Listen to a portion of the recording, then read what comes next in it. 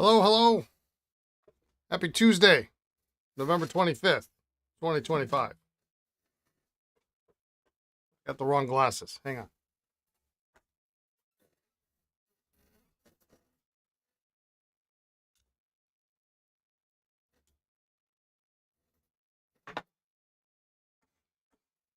All right. What do we have here? Just getting set up. How was everybody today? Jason, happy Turkey Day. Yes, Turkey Day Eve. Thank you for the subscription. Much appreciated. I am looking forward to having a day off. Can't chant, but you listen for a while. Hope you're having a fun Tuesday. Thank you, Hans. Drive safe. If that's what you're still doing. Find more pens. All right. I just have a disaster at my desk here. Maybe that's what I'll do on Thanksgiving. I'll come into the office and I'll fix my desk. I've got coffee brewing, so I'm going to step out in just a couple minutes when that's done to grab that. We've got pens from yesterday to do. I got a new Vacumatic that took the slow boat to China to get here. That came in, so we're going to work on that today. We're going to continue working on those Schaefers and those Conklins, and maybe we'll get some of those done. We'll get some pens to test today. We'll get done what we get done, right? Let's see. I've got desk sets all over my desk here. but they're in boxes. Didn't change my water out. We got a 21 to look at. We better start getting going. Isn't Thursday Turkey Day? Yeah, Turkey Day Eve, right? Yeah, Eve. So for us here in the States, yeah. All right, let's take a look. We got the bench. I don't have anything new in news. We're gonna set these guys off to the side. I'll continue to remind you that the week of December 15th, we'll have an open house. We will be available. We will be here. Noon to 5, 10 to 2 on that Saturday on the 20th. So if you are in the area and are interested in stopping by, please do. No appointment necessary those days. Noon to 5. That gives me time to get stuff done. No streams that week, although if it's noon to 5, maybe I could probably stream in the morning maybe for a little bit. If I get client pens or something. So we'll see what happens that week before Christmas.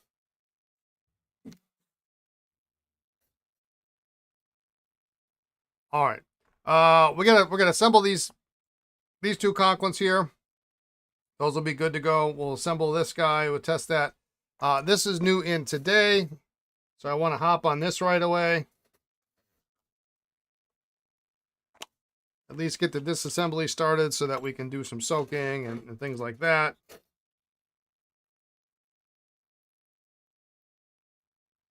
The complaint here was level of fill and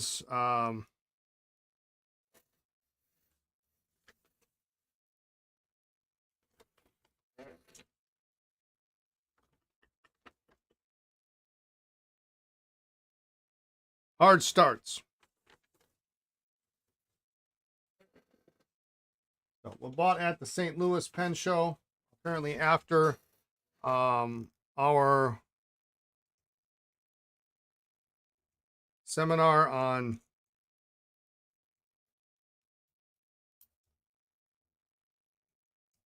vintage pens for beginners, I guess it was. Oh, it was really not the name of the vintage pen seminar that we had.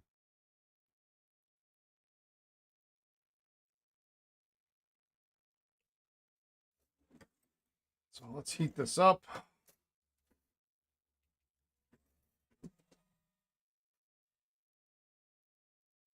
I like to work on my own stuff, but when I get a lot of client pens in, I like to get them done and get them out of here.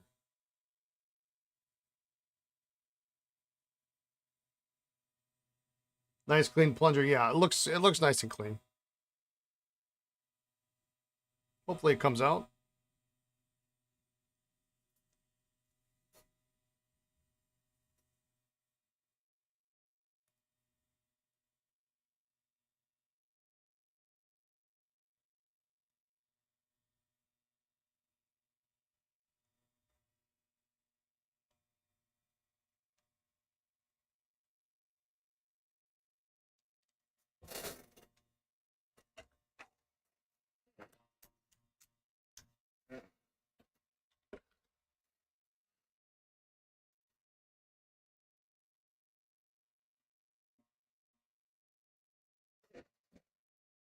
Eh,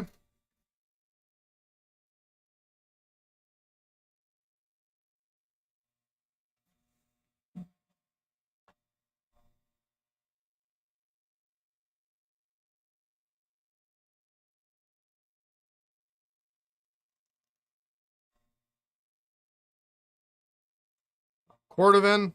Let's see. Yeah, Cordovan Demi, 48-second quarter.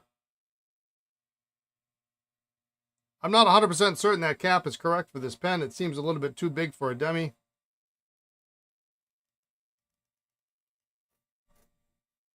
Caleb, how you doing?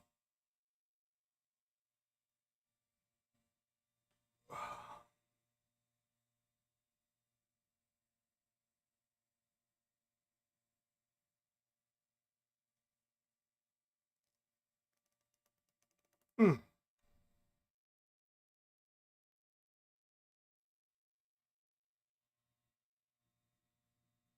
The nice thing on Tuesday, it's my late day, so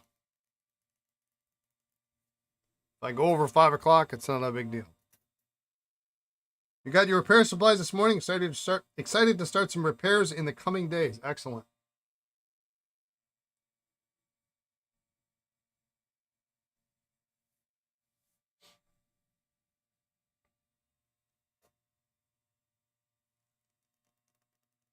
Wow.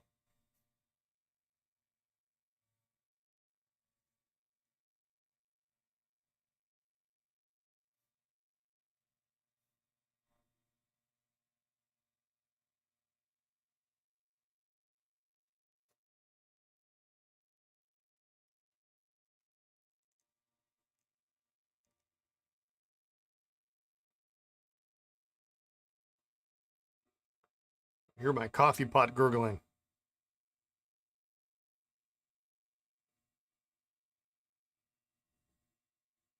I had to make a trip home to the house today. Apparently, the city has this rule that if they see somebody applies for construction permits, they instantly have to go and reassess the value of your house. So since I redid my kitchen earlier in the year, they decided they could possibly get some more money out of this deal. So they required me to have a assessment. There we go. It sent a letter, and they gave me 10 days. Said if you don't reply within 10 days, we'll decide what the assessment's going to be. I thought that was funny. Like, oh, okay.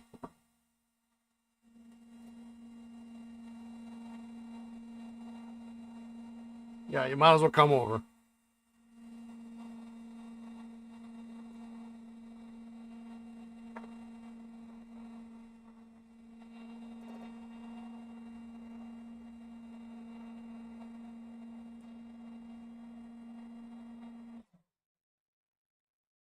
That's unusual.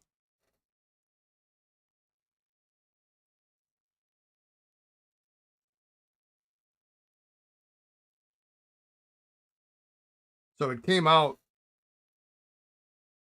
completely clean. Now that opening on that filler is awfully wide.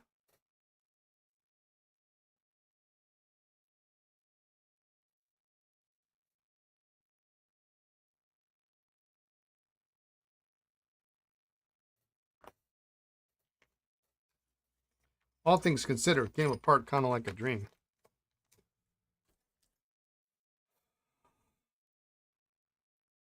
That's a huge opening.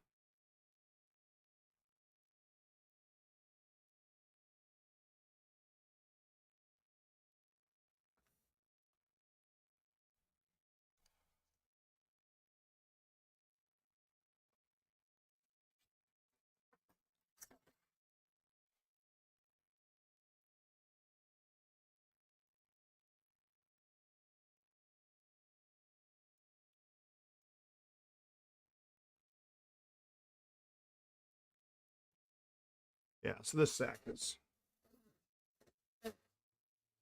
pretty much garbage.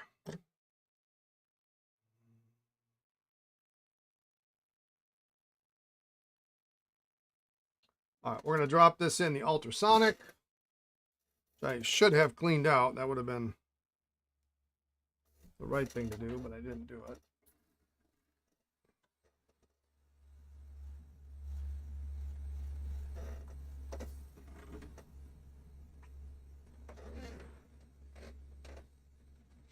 We'll let that soak for a little bit. We'll look at this filler.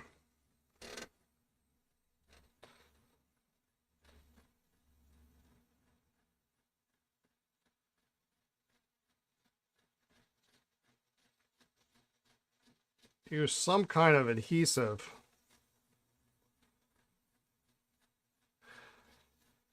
Inside the barrel threads.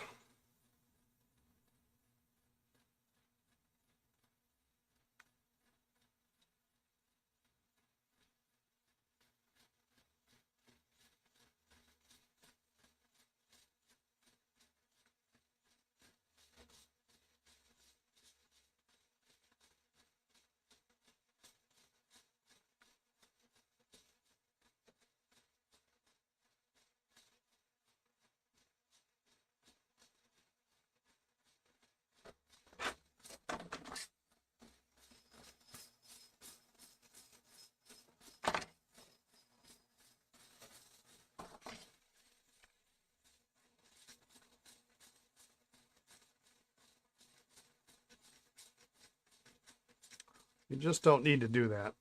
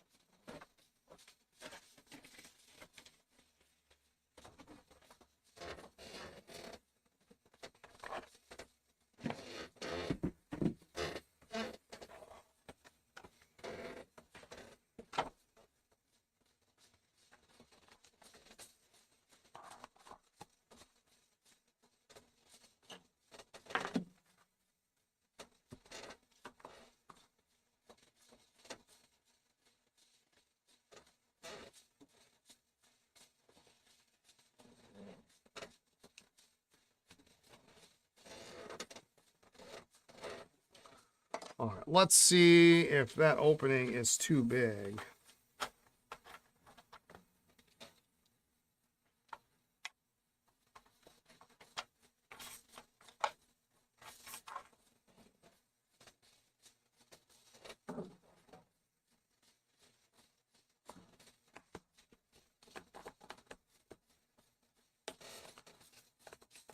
If it goes in and locks in good, then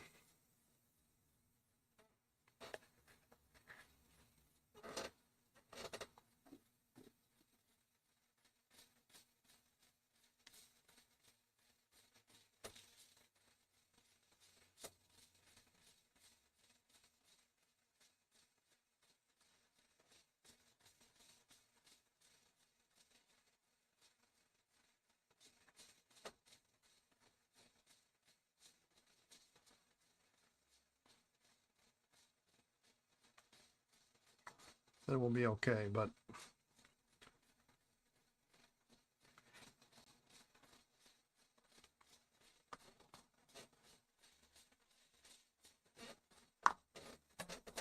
just in case, we'll heat it up a little bit.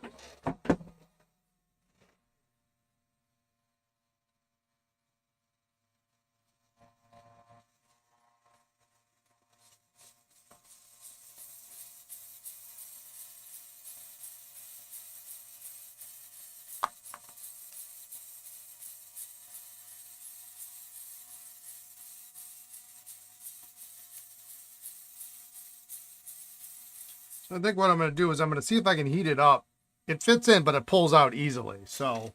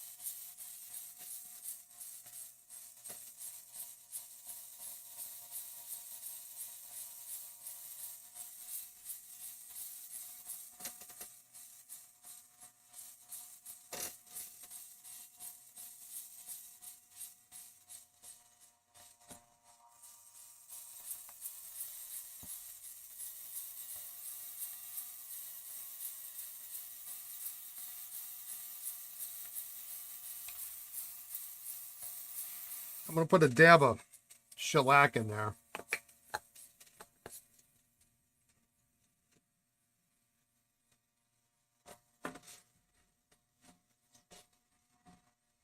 And then try to pinch it so that it will keep the filler in place.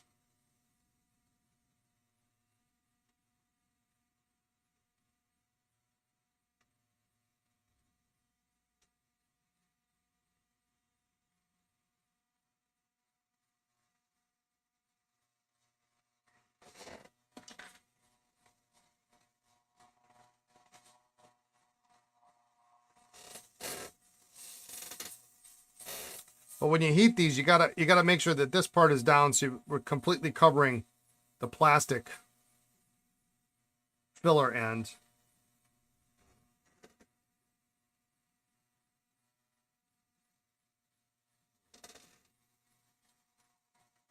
Because you can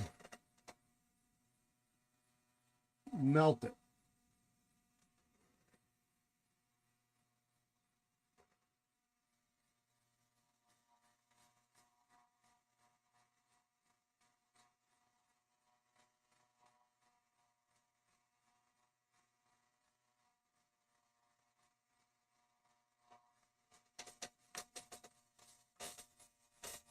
All right, we're going to have to let that sit for a day.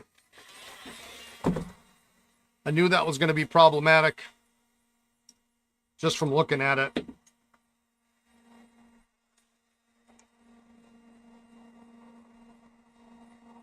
It's not tight.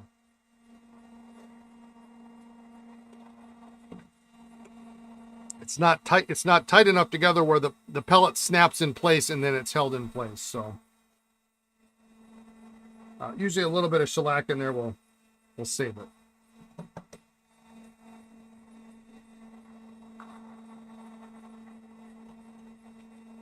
Which means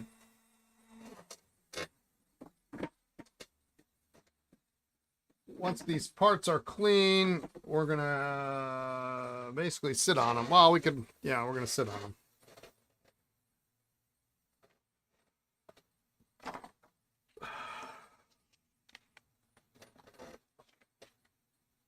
So, Donna, if you're watching, we'll probably finish this up tomorrow.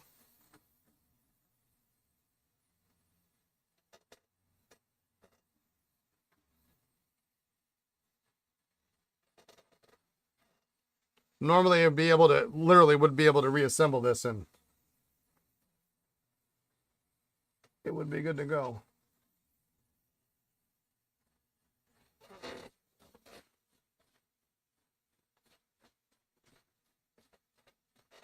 But we're not done yet, so.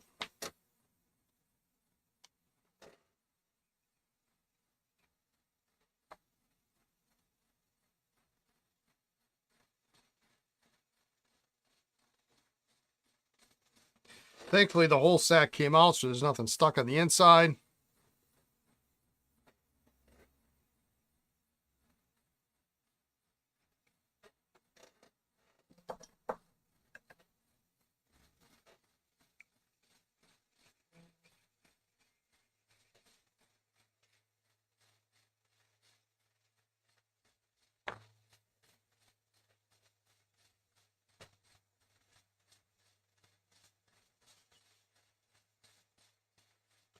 Let's get the rest of this cleaned up.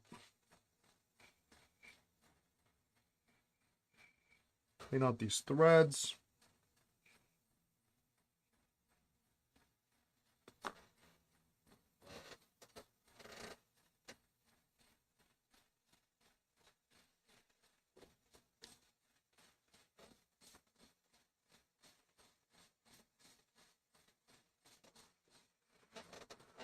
All right, that's a little bit. I'm going to throw this in the Dr. G. You can see it's kind of black.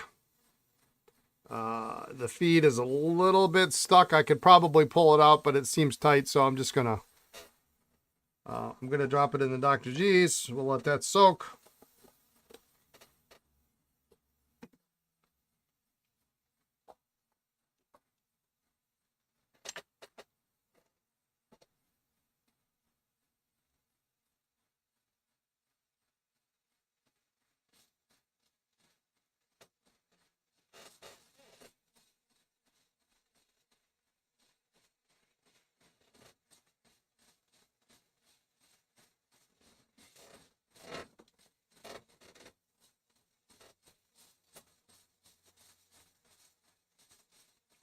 And we'll check the date code on the nib too.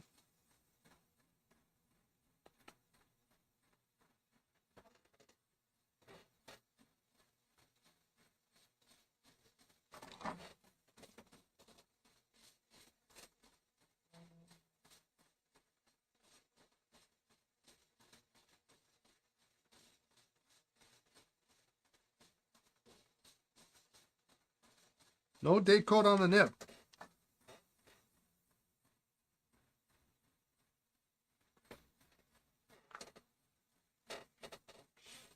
All right.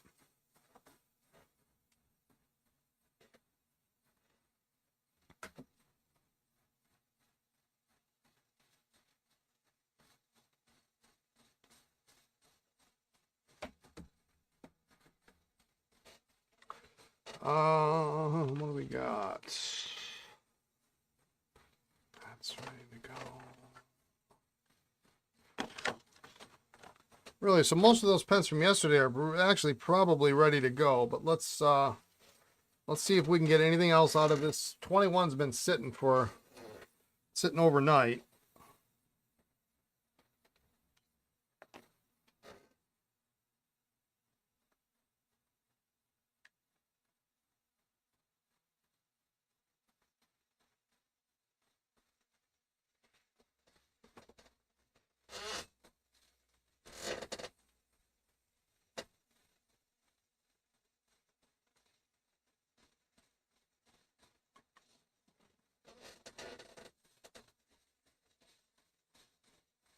Boy, I really need to get this off.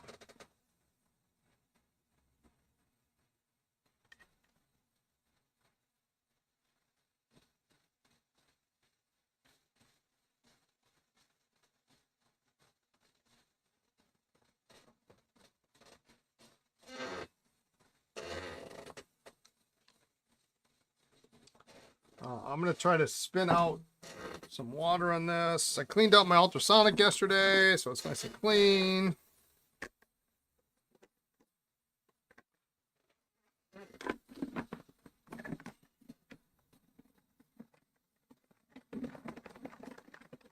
Yesterday I could get this to fill partly, but now it won't fill at all.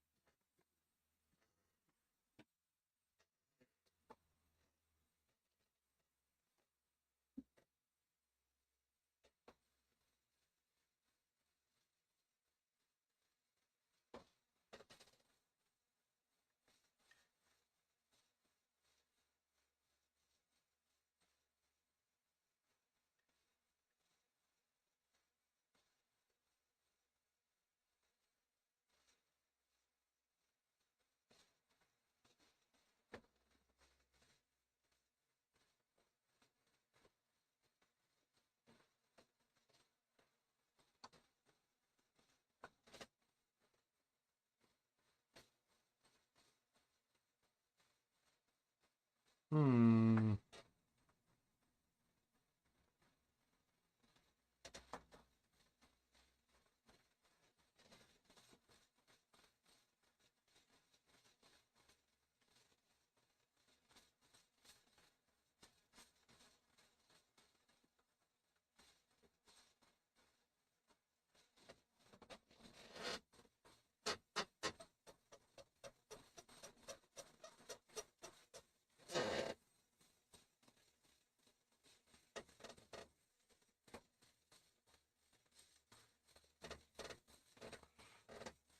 There's actually some liquid in there, but I no longer can get anything in.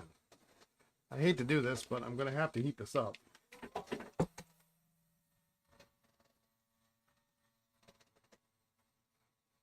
If we're super, super lucky, there's very little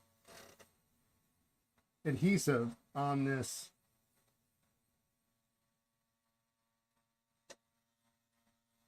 section.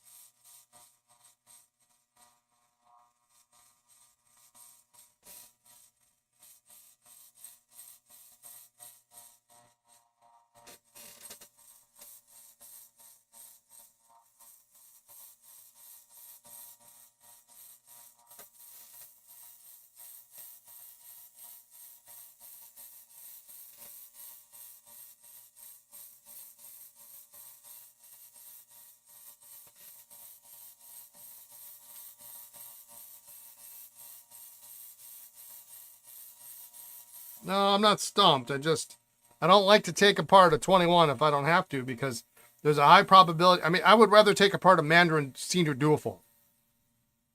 The chance of this cracking is astronomically high.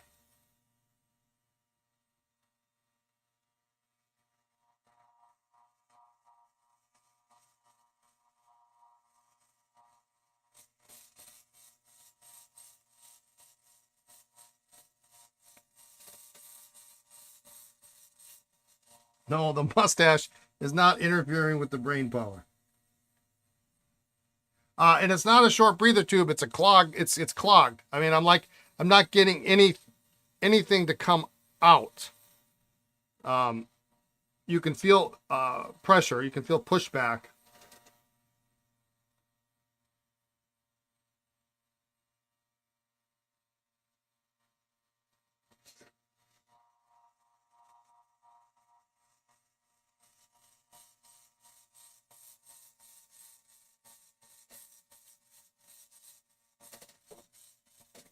Does it matter if it's first or second version, or do all 21s crack? That's a good question. All 21s crack. If it's a 21, it knows someone who cracked. It may crack. It may already be cracked. It may still yet crack.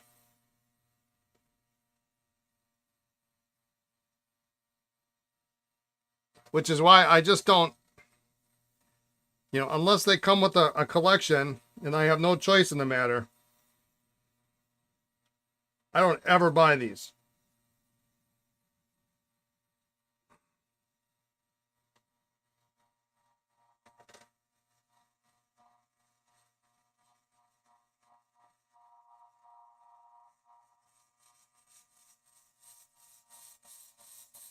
And if I do have them on my website, they currently do not have cracks in them. Know what I said? Yeah.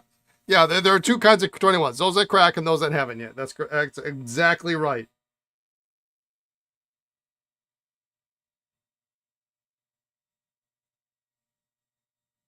And the adhesive they use on this requires so much pressure that if you do get it off, you crack it in the process of taking the damn hood off. You'd rather have a root canal than disassemble a 61? Yeah, you don't like 61s, do you? I don't like them either. I can't get them to fill. And I can't get the filling units off.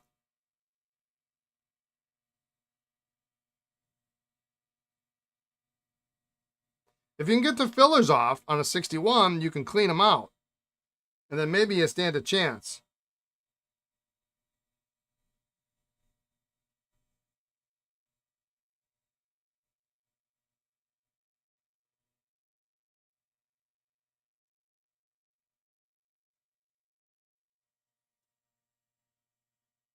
And I've had a root canal. It's actually the best thing that ever happened.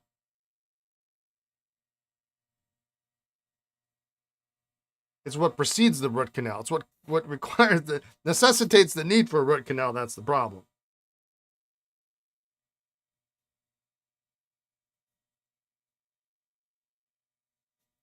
I normally don't, I'm just like every other guy on the planet. I don't see a doctor if something hurts, because it just usually goes away. Well, I remember this so like it was yesterday, sitting in our first store talking to a customer and like having to swallow just because I was in so much pain trying to sell the guy a pen.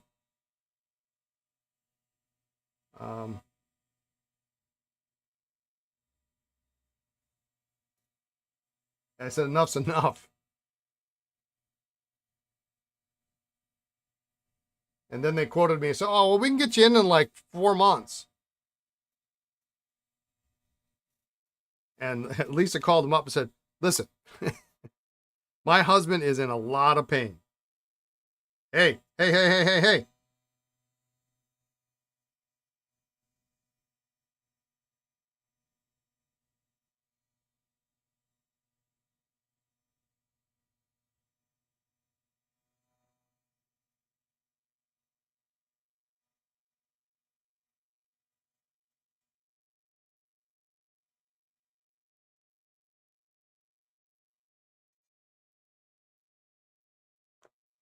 Look at that.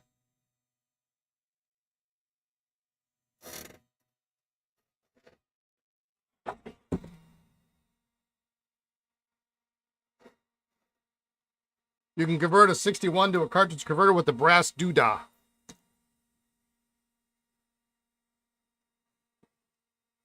All right.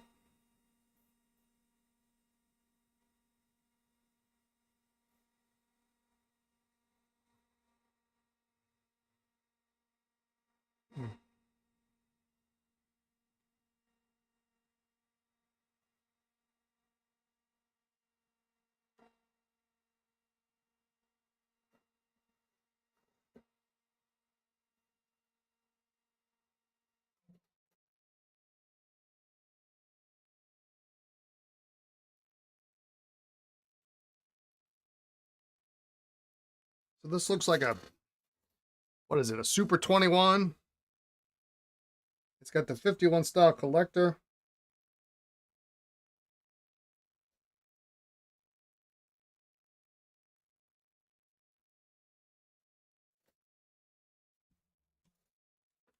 So that breather tube is really jammed up because I still can't.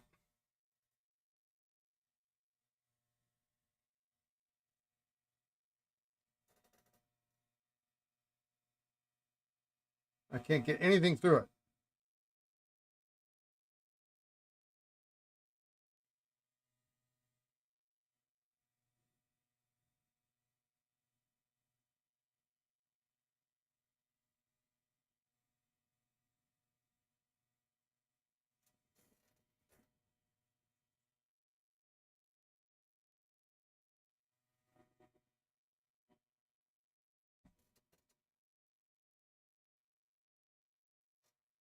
So now I just need to get the collector off.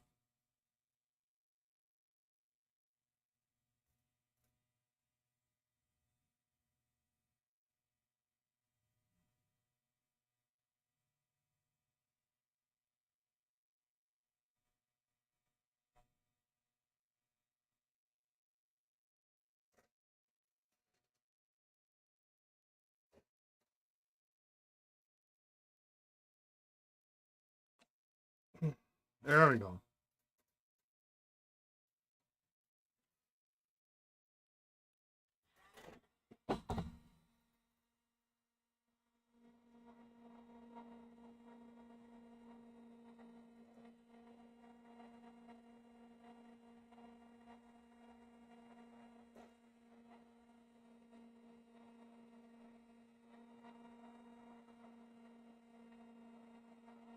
All right, so that's gonna go. You know what? I'm gonna drop in the ultrasonic first.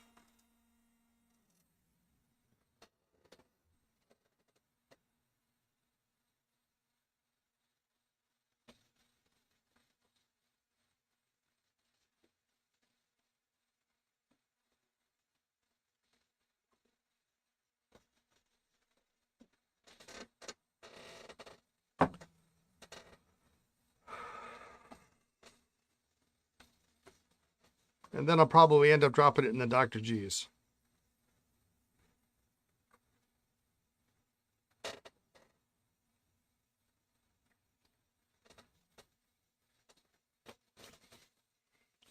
And if you're wondering what else you can do with Dr. G's,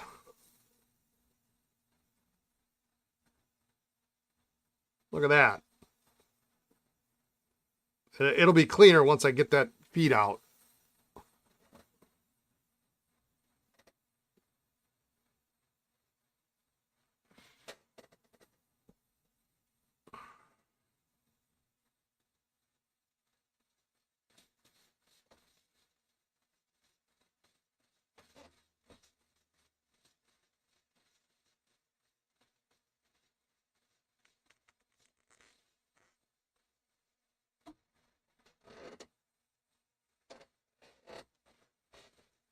There we go.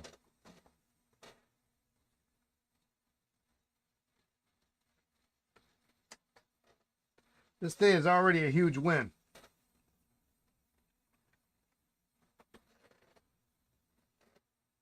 Look at that. Beautiful.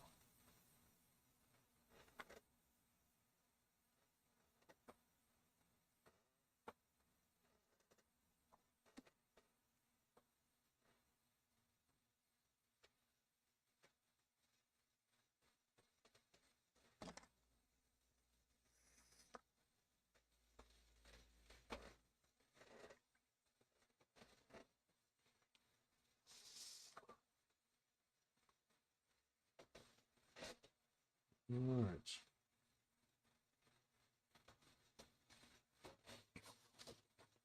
Breather tube looks good.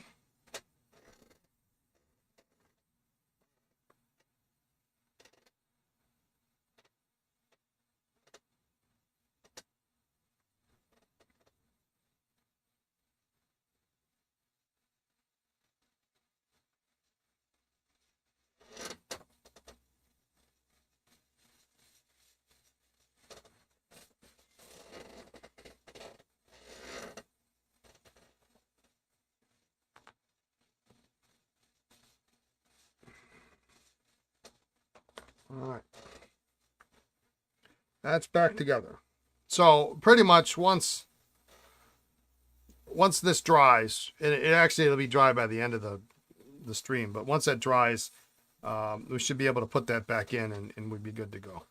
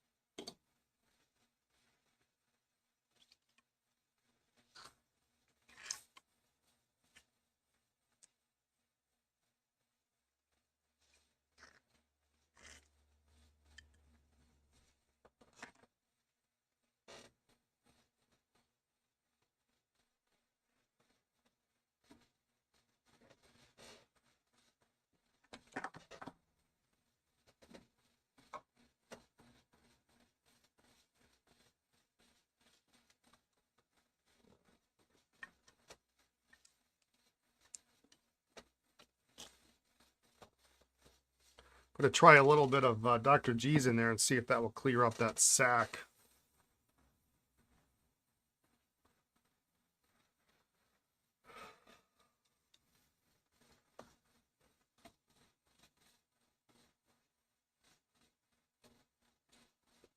All right, so there is a crack in the inner cap here, so that will affect the sealing. And again, I think that's a full-size 51 cap.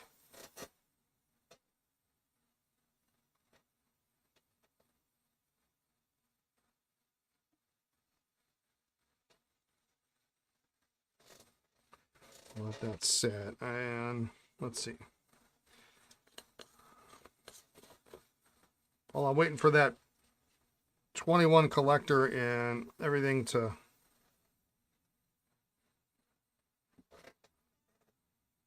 soak.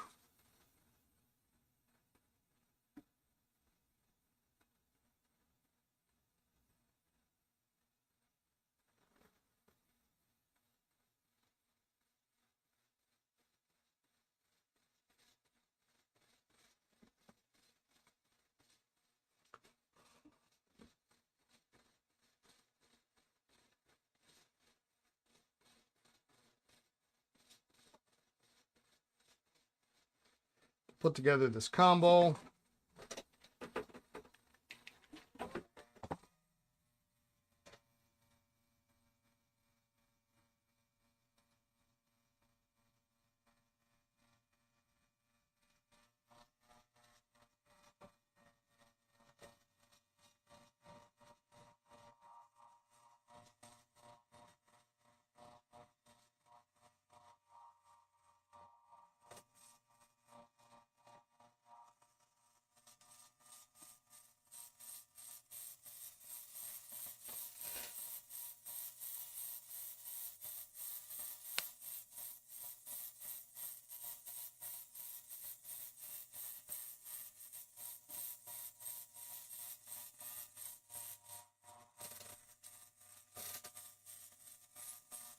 Is that your mom's 21? No, it is not. I'm still waiting to see if I can get parts for it. I got to call into this is a different 21. Ironically, that actually is behaving. But I've got to call into a colleague of mine to see if he has the part.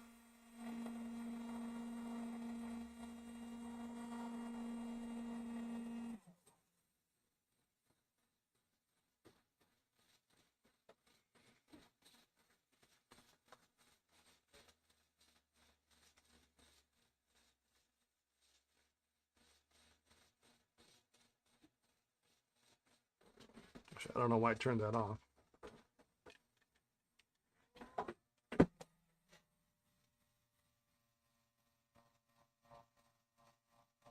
Yeah, and this is actually maybe the third one of the third variety of 21. This is the super. I think it's the super.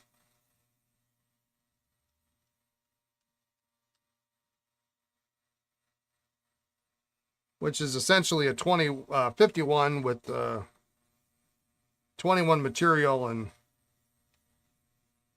21 nib, but a 51 style collector. And then the pen to the left here is a 51.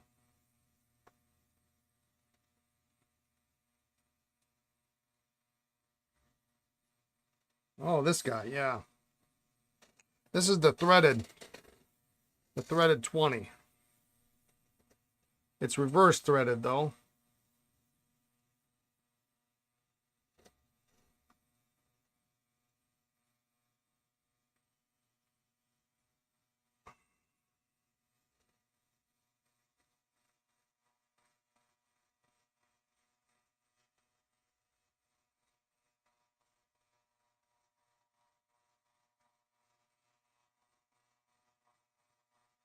Which means you don't have much say in the way in how it lines up. We can see if there's another start point.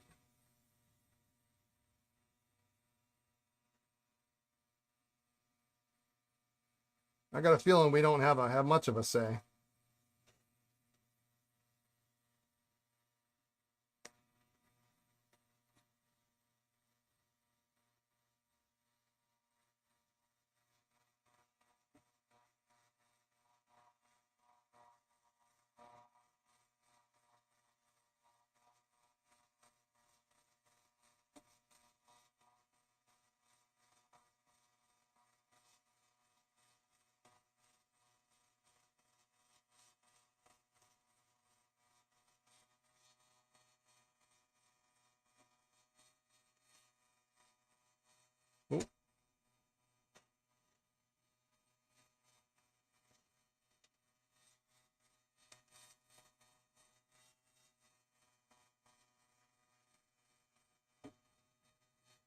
So that's closer.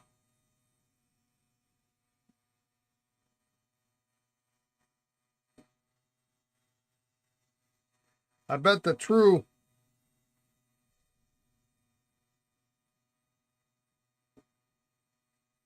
test is to pull it out.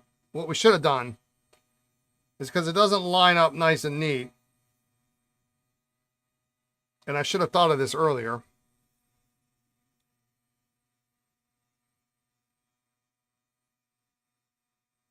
is knock the nib and feed out and then put it back so that when you thread it in, it lines up. Or thread it in and then push it in.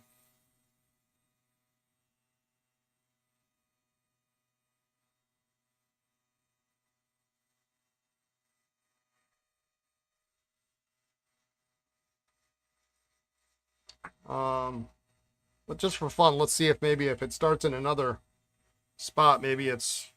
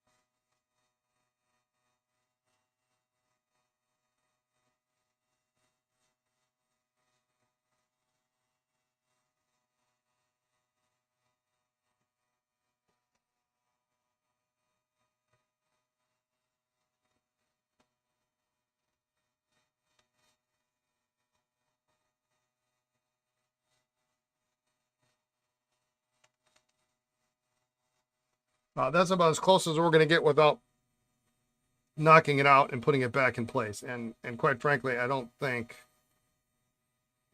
I think this one's got... Yeah, this one needs a new nib anyway, so... we're going to leave that, but we will take note of that the next time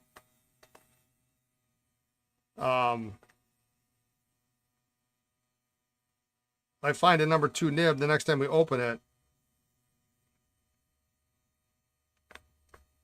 we will we'll reset that nib.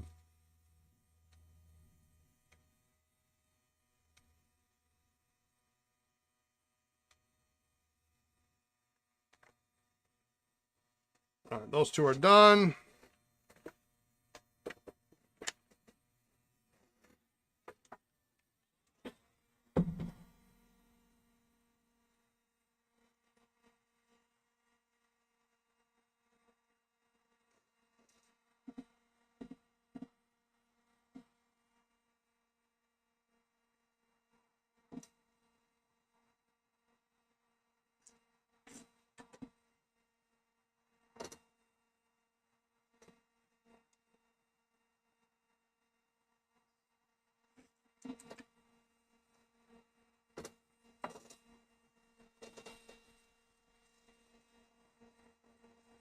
Well, it actually worked a little bit. It cleaned it up a little bit.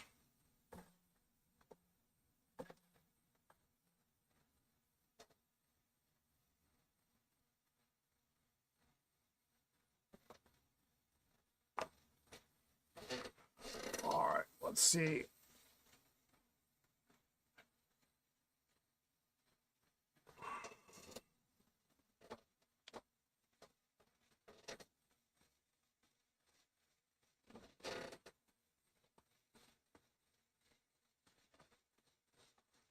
So I suspect this is, yeah, this is all boogered up.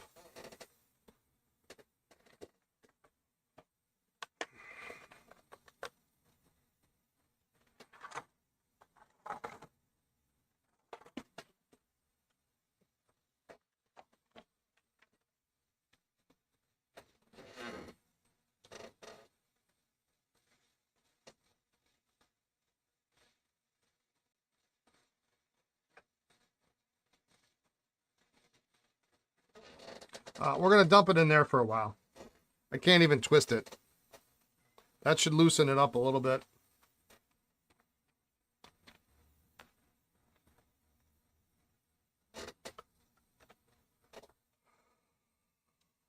Right. I need another side table.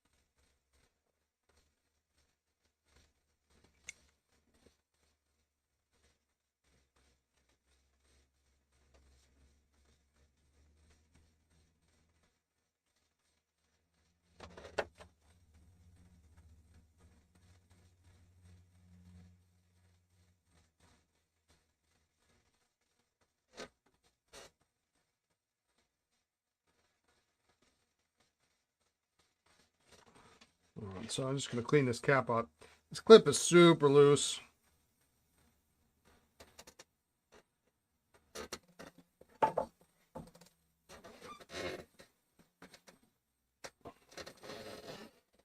We're not on Q-tips.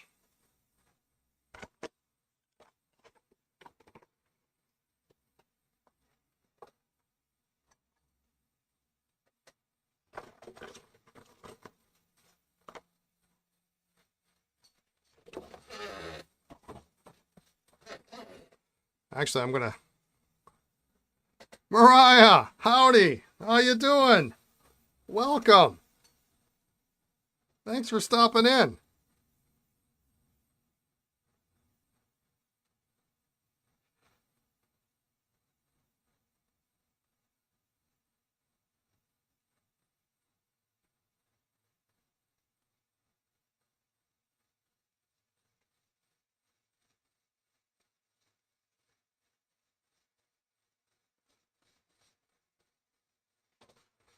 Just shooting a message about that 21 part. You've come out of lurker mode, and the world is better for it. Everybody, Mariah. Welcome, Mariah. Mariah is our esteemed, soon-to-be former co-leader of the Appleton Pen Club.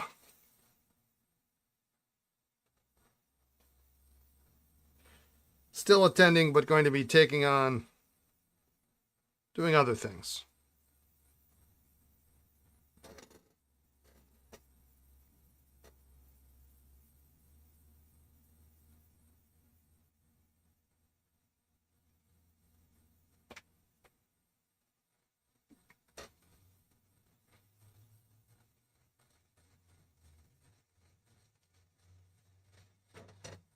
What's cooking in Appleton today?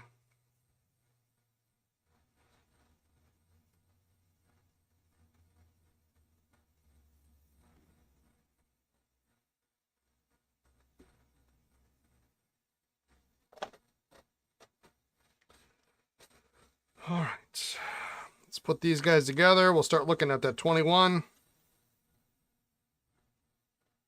Or the 21. Snorkel.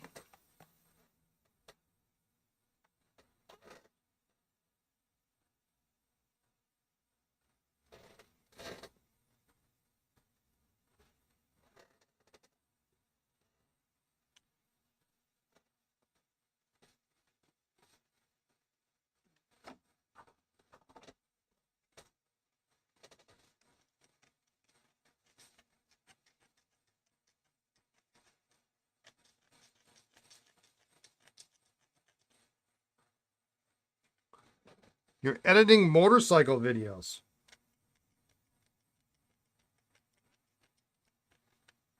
That sounds intriguing.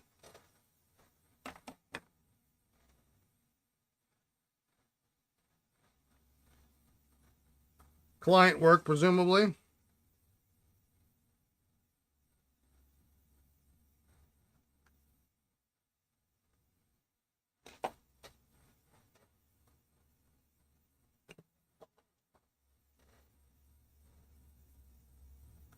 You remember when you grew up, your mom had a dispenser for Q-tips, really? I don't know what this was for, but I really liked it with the little kind of stainless and wood thing, and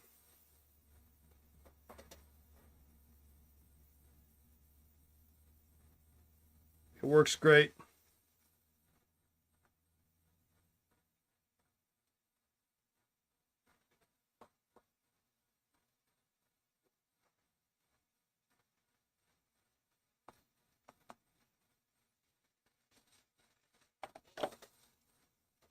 That pen might be a little warped. All right.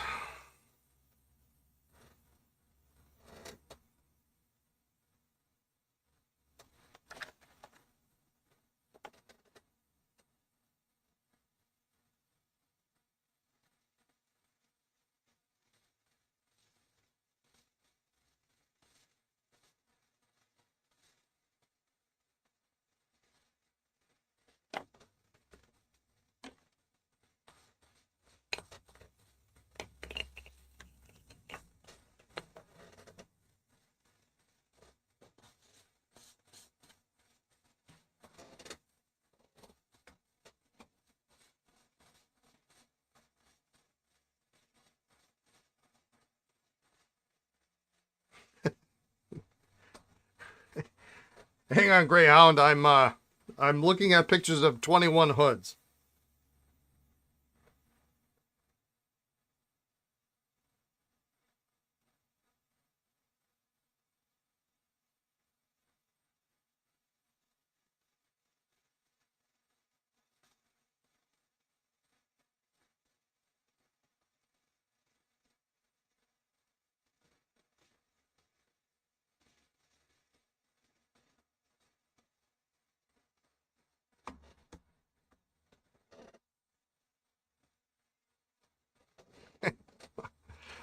We're doomed if my buddy doesn't have one. He sent me a picture of three 21 hoods that look like they're the right type. The middle one has like a crack the size of the Grand Canyon. I don't see cracks on the other two, but I don't know. You shot up with Jason last week. Oh, yeah. And our client was a past patron of the store and a fountain pen guy. Nice. Say hi to Jason for me. I miss him. He was always fun to work with.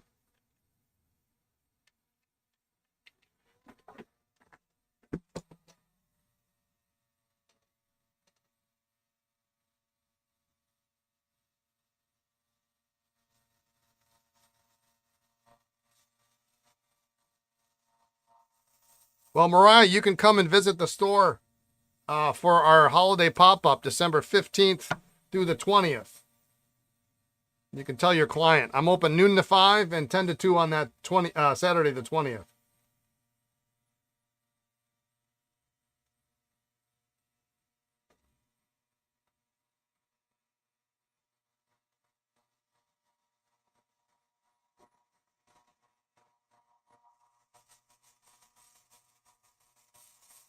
Oh, that went in easy.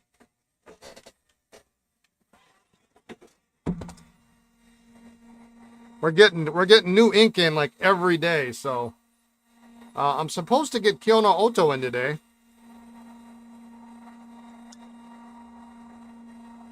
I don't know where it is.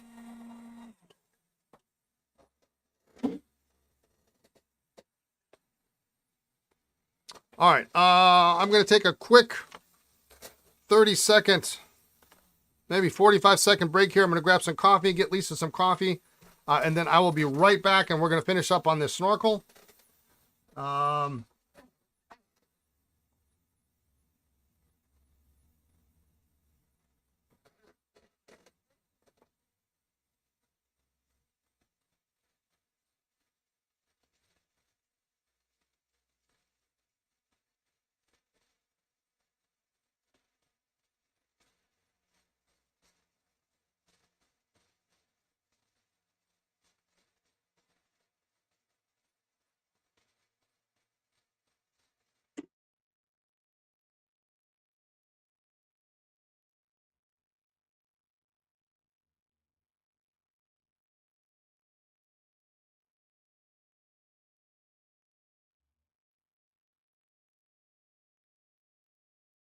So I'll be right back in just a minute. Give me a minute.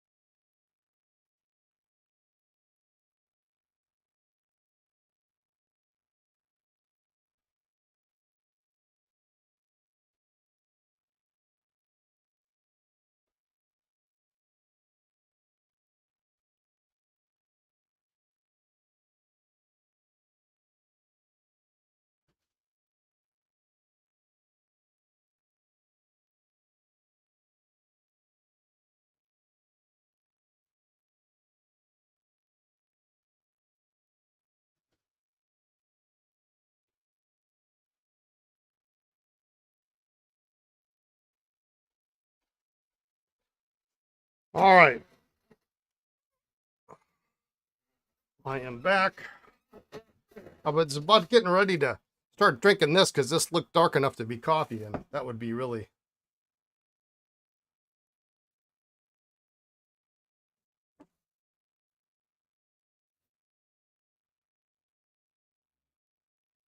All right. All right, Greyhound. Looks like we may. Well, we got two chances here of green hoods. So they're going to be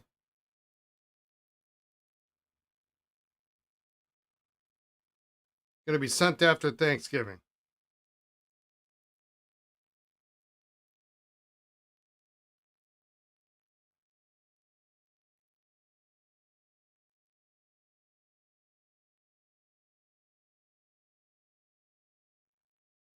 So I'm going to give them address. Whoops. Help if I gave them the correct street name.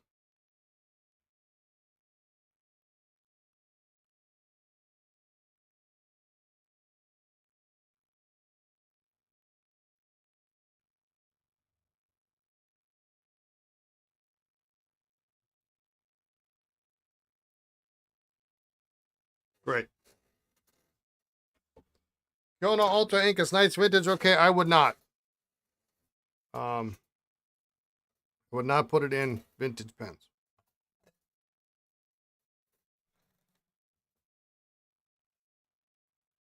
All right. There they are.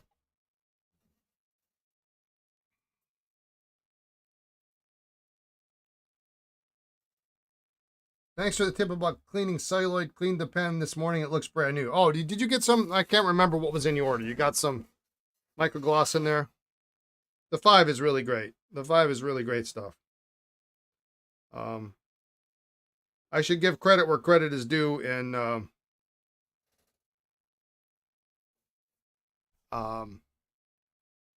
my friend Mike Kennedy is the one who turned me on to microgloss.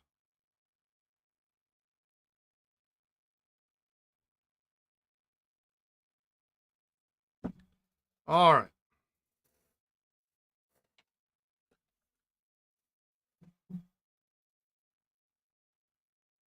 You found some at an Ace Hardware store? That's weird.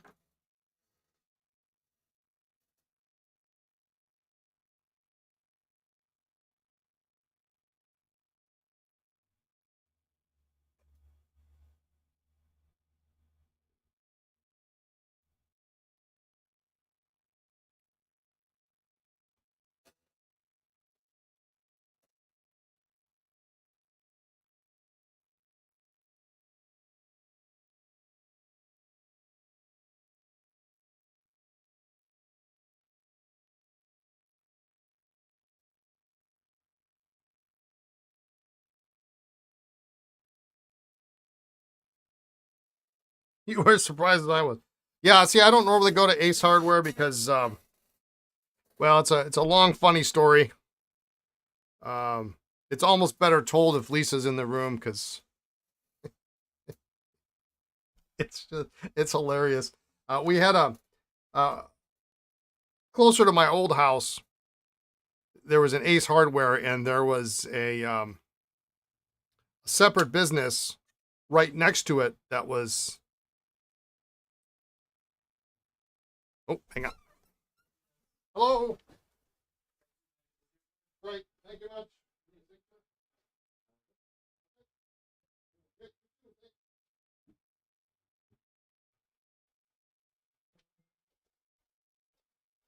Woohoo!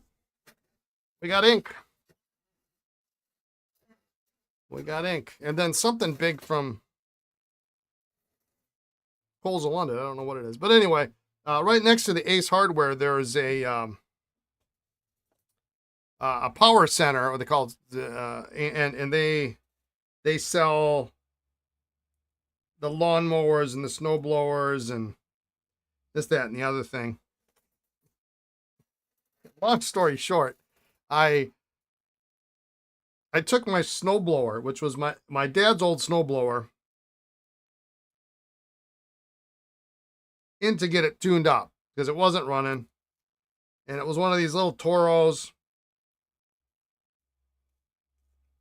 And it was really small, really lightweight, but I had a small driveway, so it was probably pretty close to perfect, not quite. I mean, but it was light enough you could lift it up and, you know, and guide it through the snow if you needed to. And they didn't tell me there was an estimate fee of like $50. Now, in their defense, it was on a sign that was at like ankle level. So had I read the sign, that was, I mean, it was literally like maybe 3 inches off the ground. I would have seen that just bringing it in, they're going to charge me $50. I understand that concept. They didn't tell me. I was a little honked off when they called me to tell me it's not fixable. It needs, like, you know, more work than you should put into it. And so I was mad and I didn't go pick it up. And because what was I going to do with it now? I mean, had I known that, I would have I probably wouldn't have taken it in the first place. And so I didn't pick it up, and they called and they called and they called and they kept calling, and then they started threatening me with, well, if you don't pick it up, we're just going to dispose of it. Well, fantastic, man. Have at it.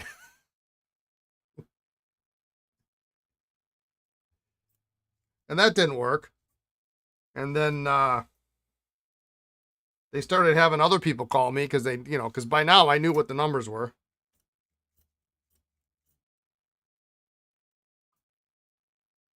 And so I don't go there anymore. But now I moved to the other side of town, so all's good.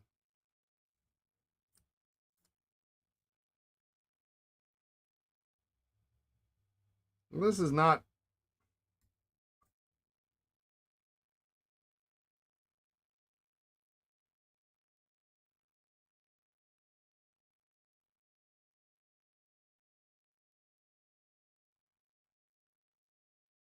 Let's see.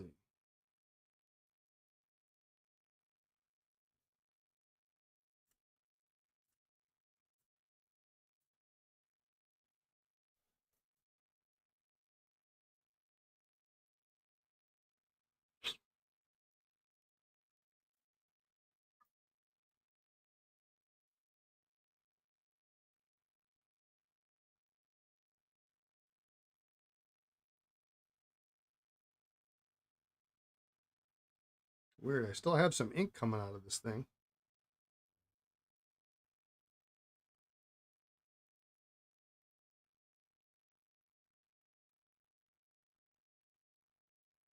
Have you seen that a bunch of mechanic places now email you to ask for a tip?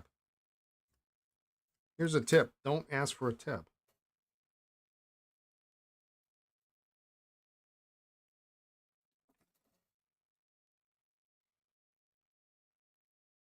That's crazy.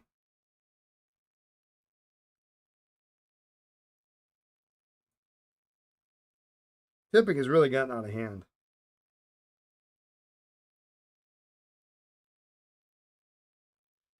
All right, where's the crack?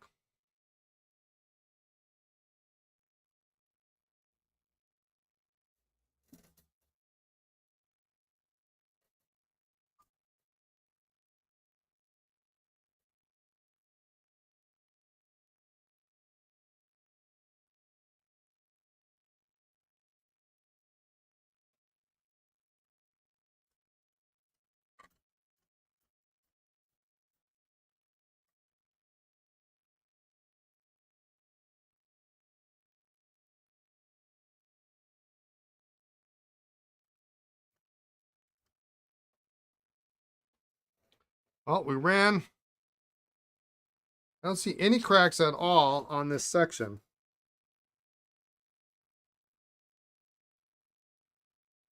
Oh, wait.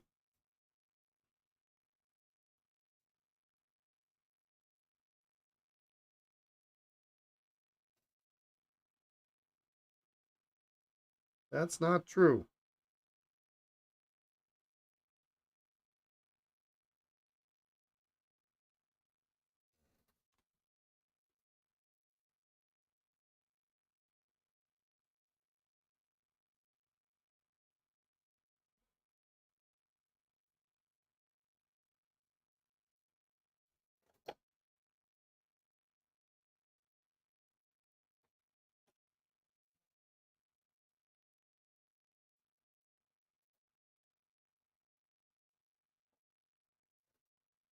I think I see one in the section.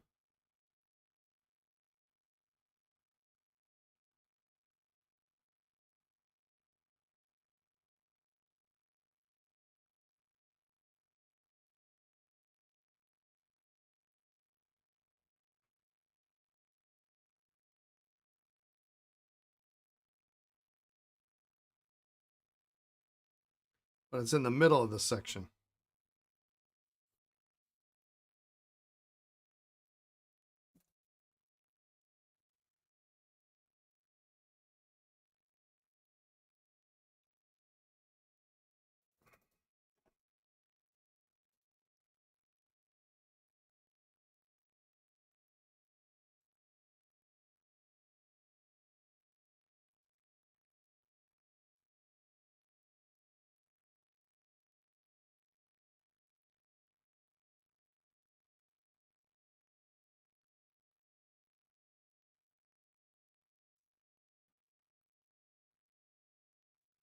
Oh, doesn't seem to be.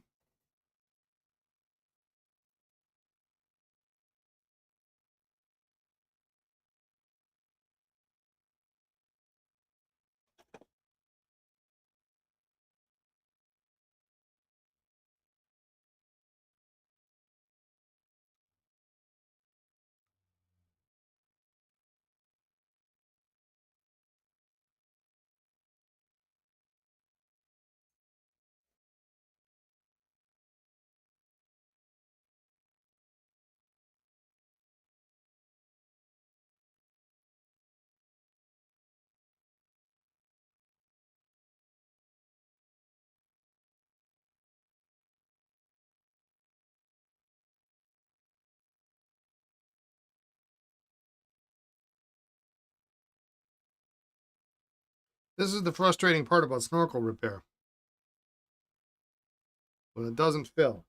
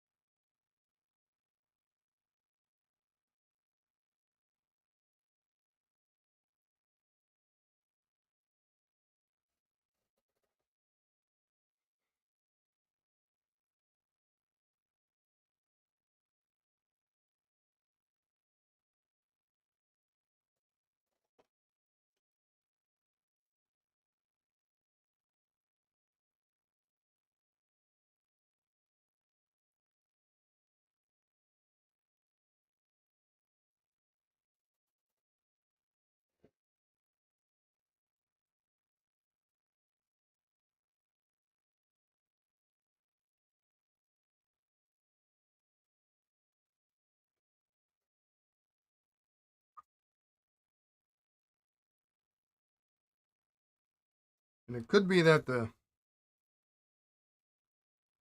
I'm pretty sure I ran a wire through the snorkel tube.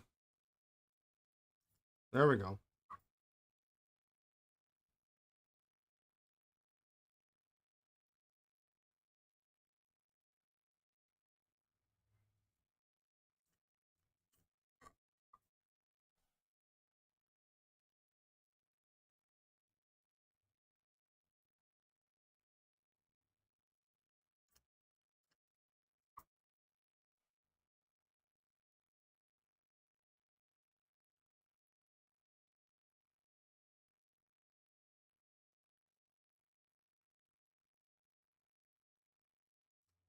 Yeah, and now it's filling.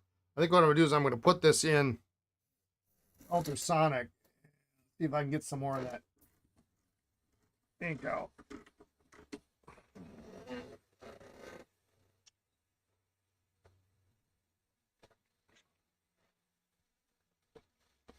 All right. I think there was maybe just too much ink in there.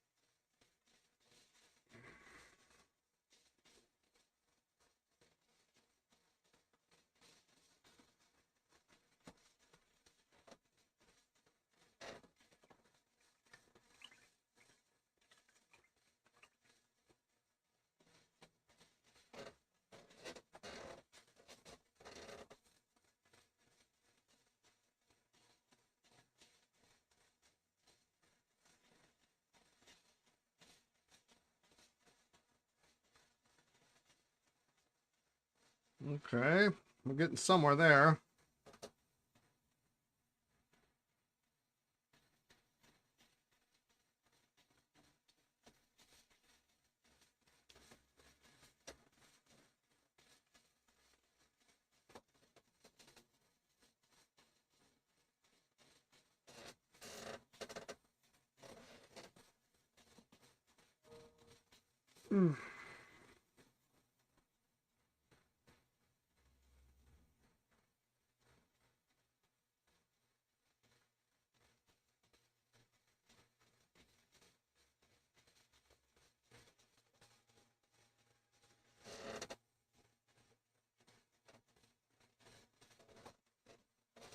Yeah, so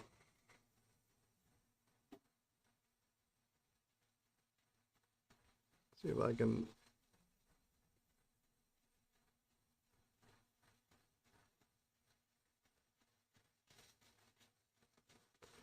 That's what we got.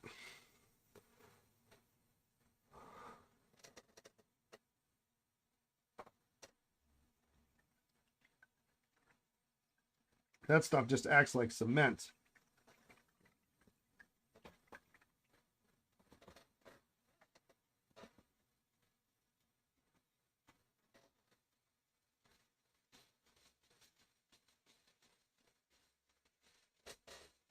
So the trick is to try to get this feed out now. There we go.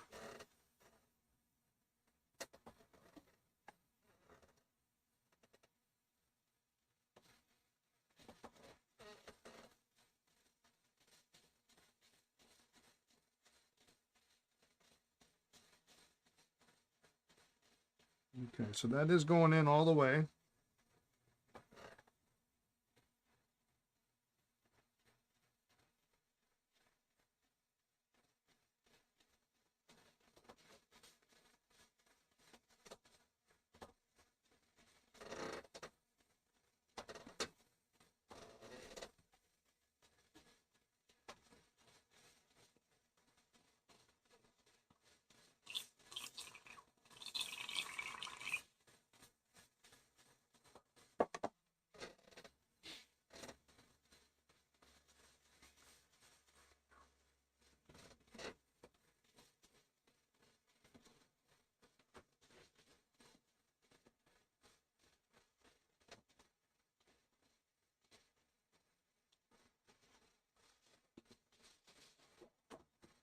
All right.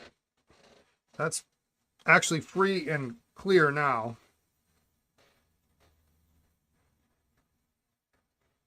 But I can see, throw that back in there.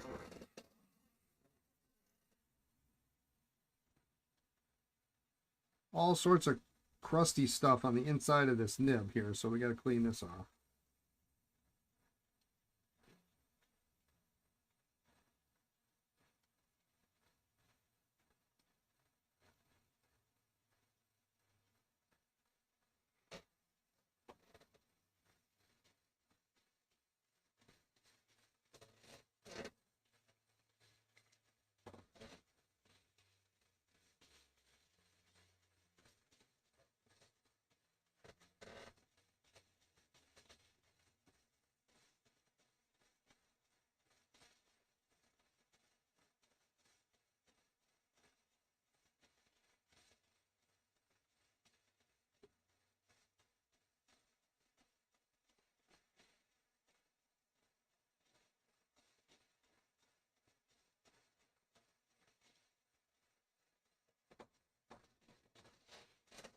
Throw that in there.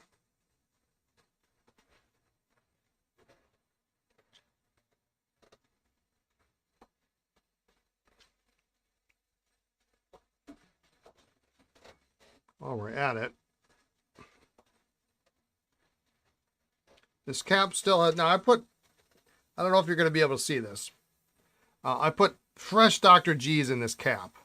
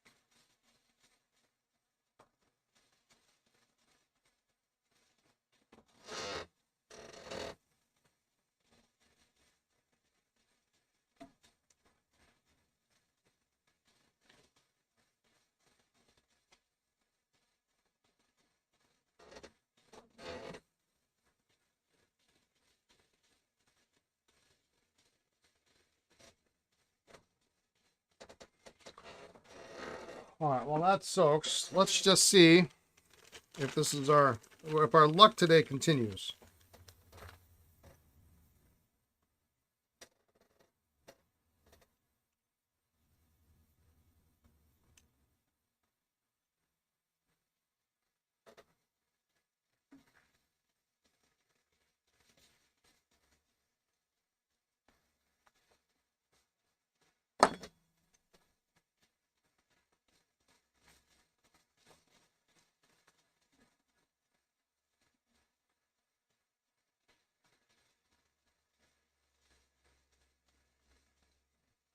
So I'm not going to put too much pressure on it. It's wet.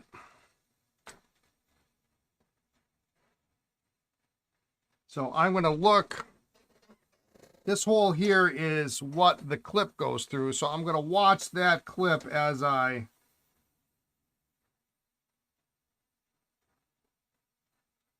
turn this to see if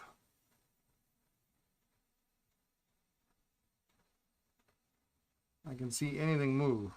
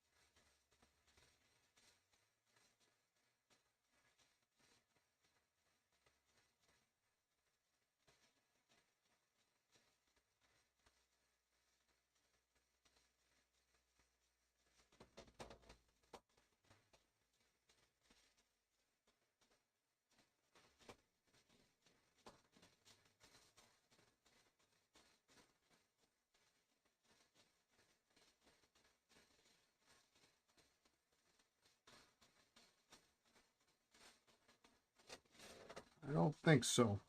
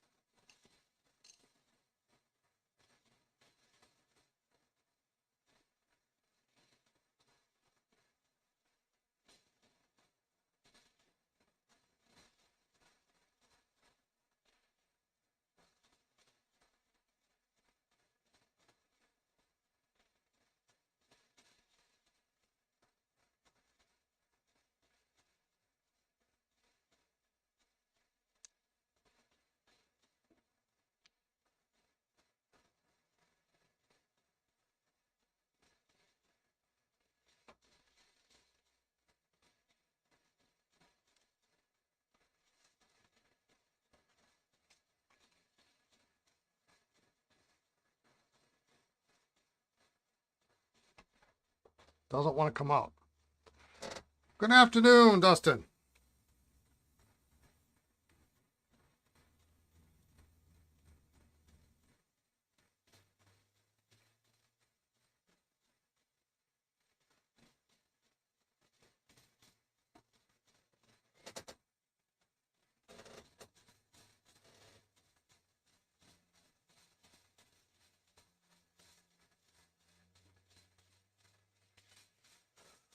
All right, well, let's try it again. Oh, you know, it actually shifted though.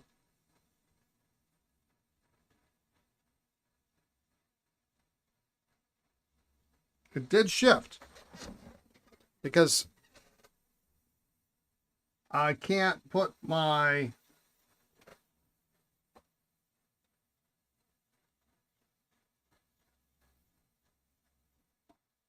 toothpicks in there anymore.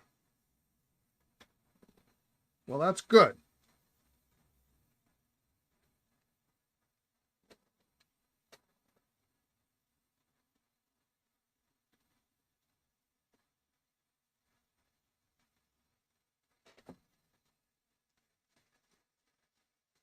Tell you what, let's try it one more time.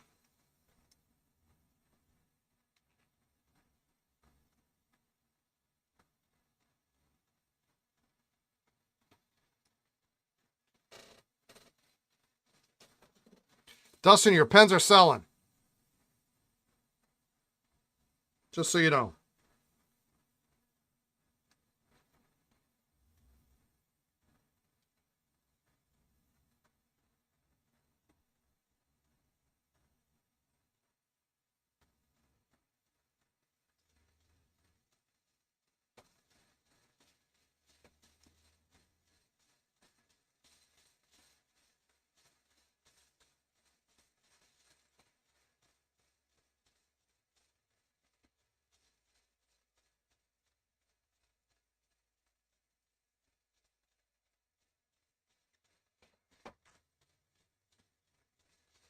All right.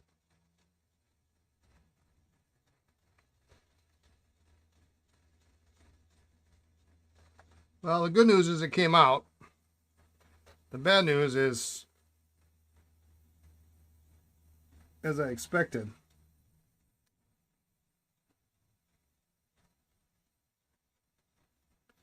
it did crack.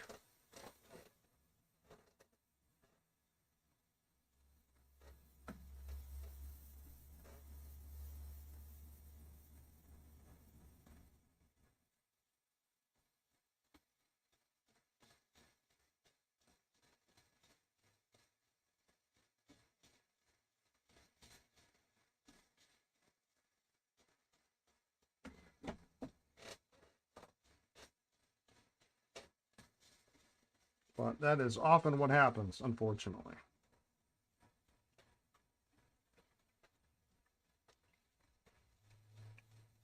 But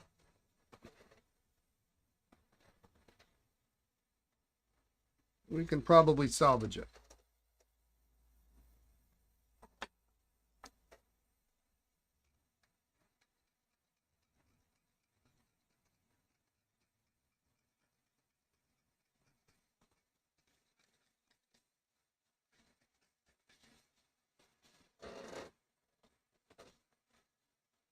All right, first things first, we got to clean out that mess.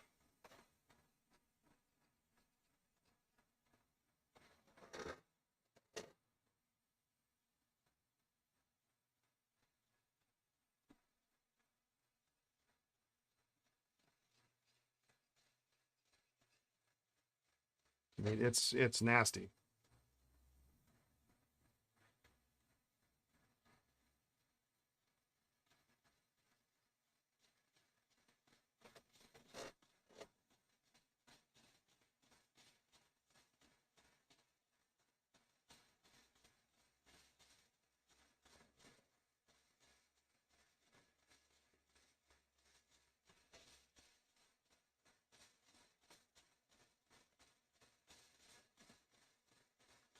I wonder now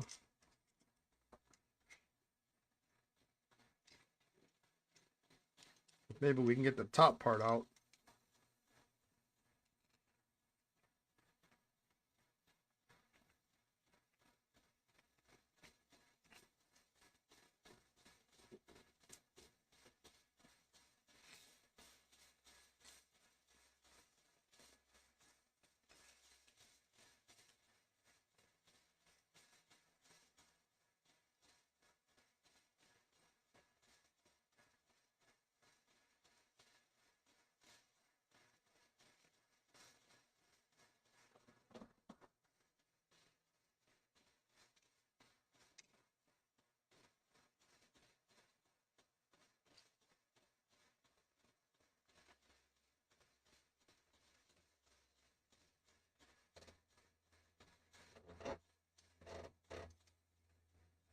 We can get the rest out, we can just glue it back together.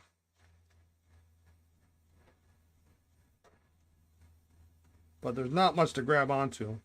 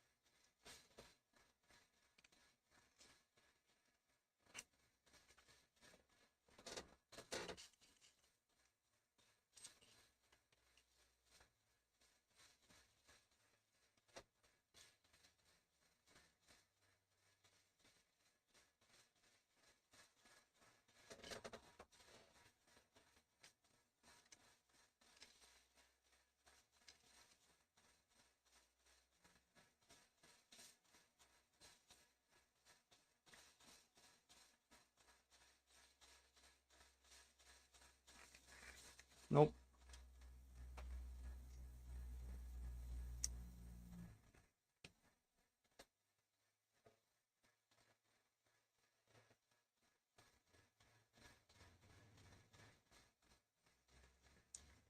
Well, so that is no good.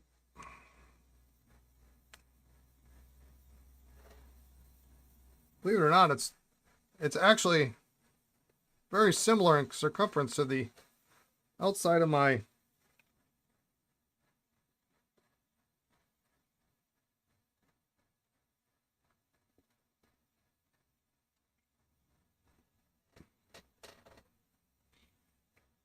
all right, well,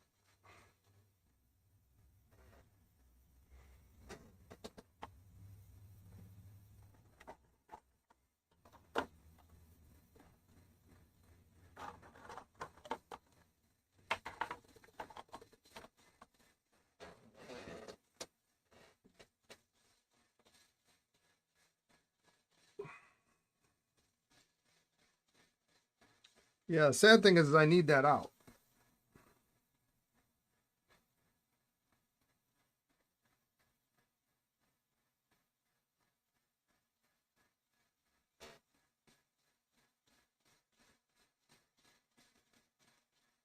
But since that cap's out, I can do this.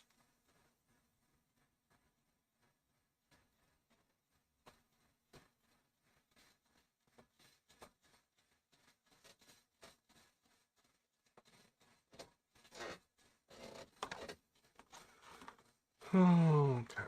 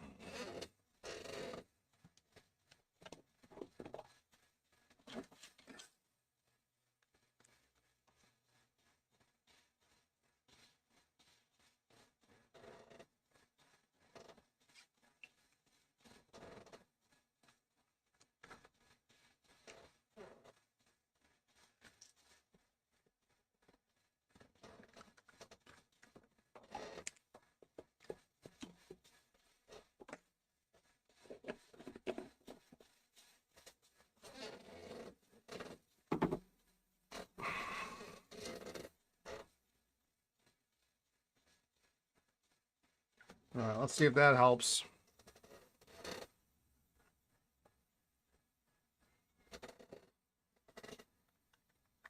Because the clip sits underneath the inner cap.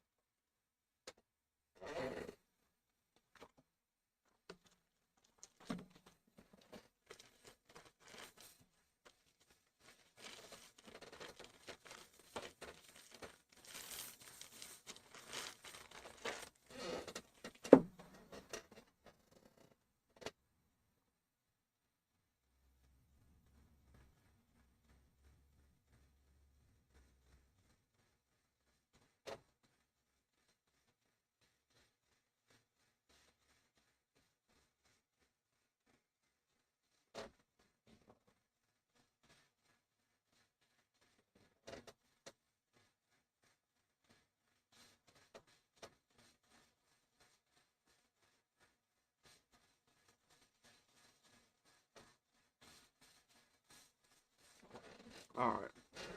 That should be enough for these guys.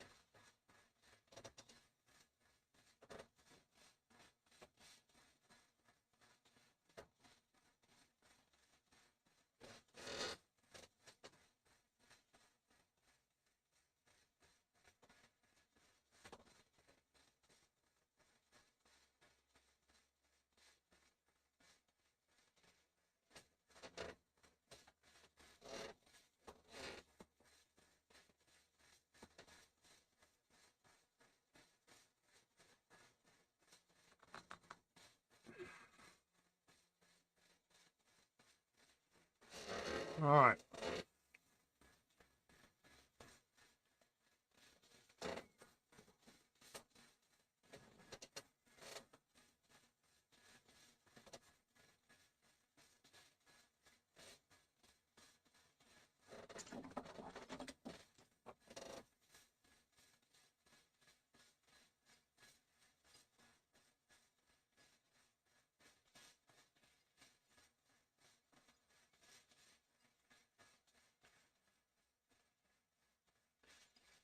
I'm going to try to clean these threads out.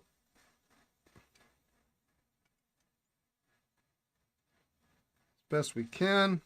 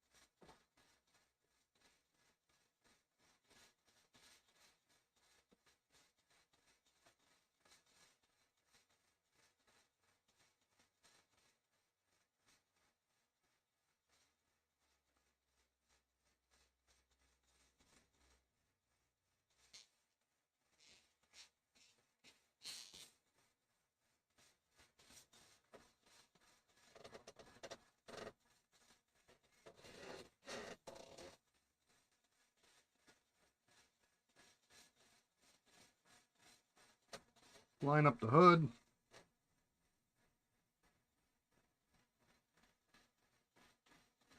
How have things been going? Looks like some miracles in the cleaning. Yeah, this has been a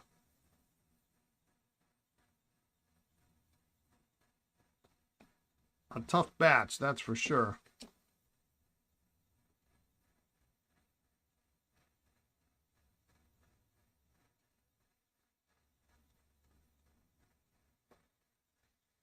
All right. Moment of truth before we shellac this down.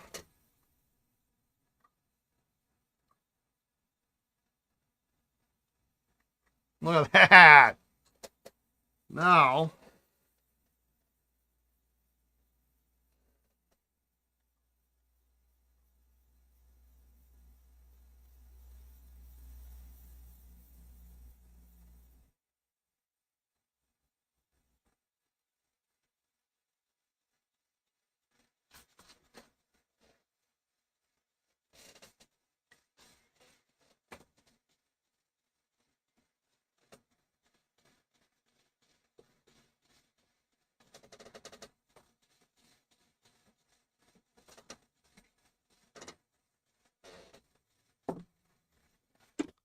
that seems to be okay.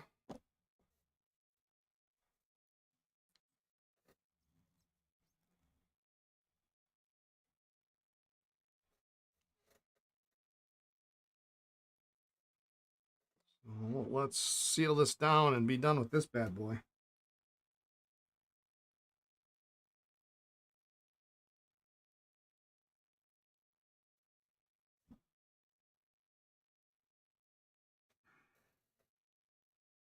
Today's my lucky day for 21s.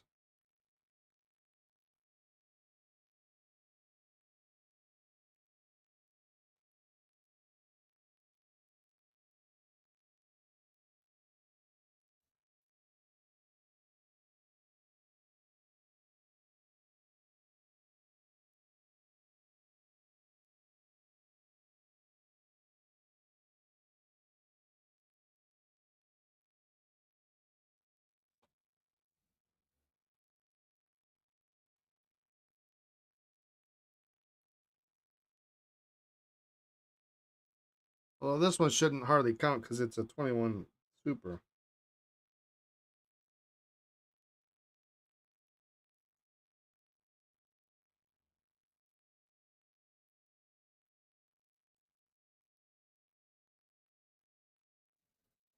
There we go.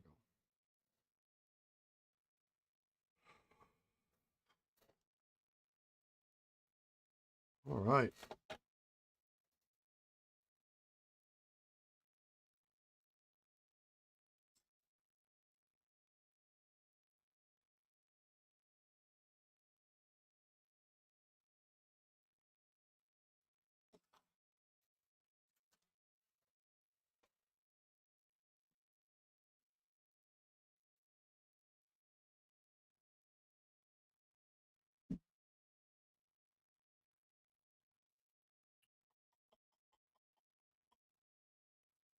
I'm just going to clean up the edge of this lip here real quick, and then we can start. I think we start testing these. We'll see it. We'll take a look at that snorkel and see what that looks like.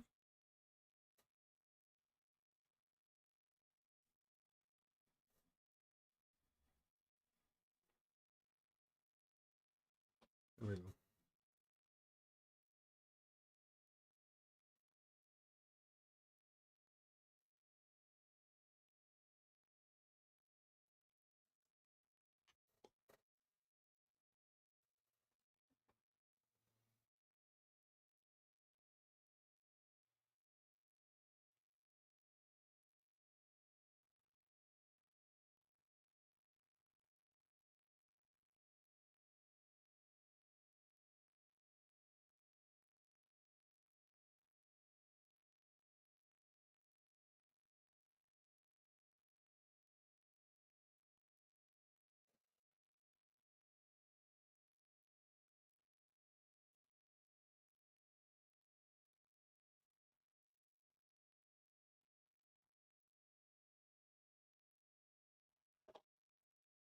Okay, we'll let that one sit before we start messing with it.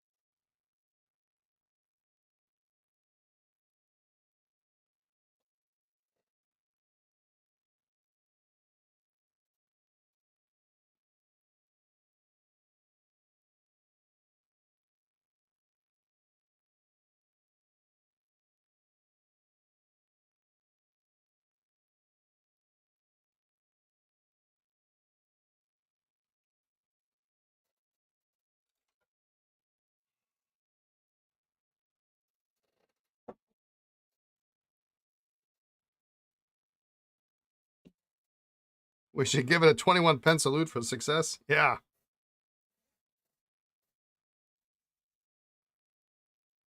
Anytime a 21 goes back together properly.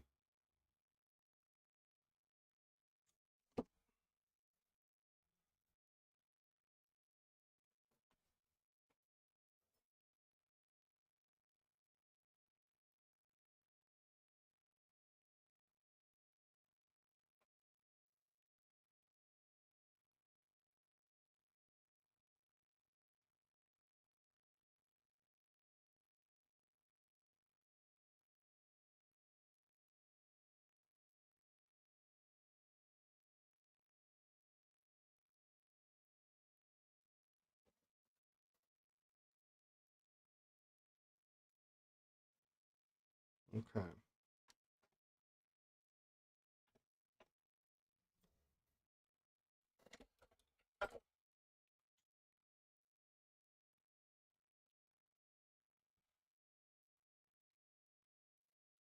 Was hoping that Conklin cap would come apart a little bit better, but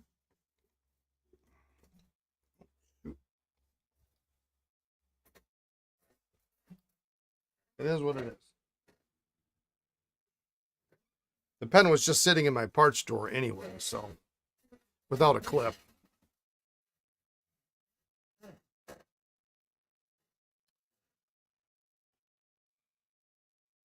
All right. These real quick. This one, unfortunately, is a no-go.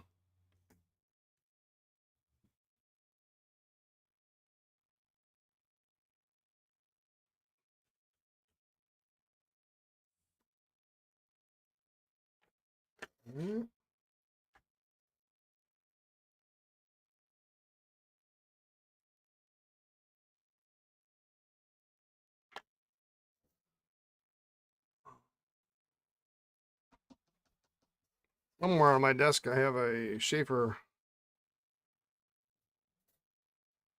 converter. Oh, wait. I don't think these fit in here, do they? Nope, they don't fit. Well, here's what we're going to do.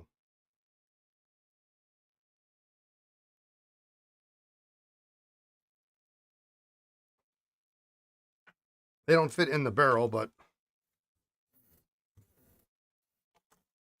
that will fit.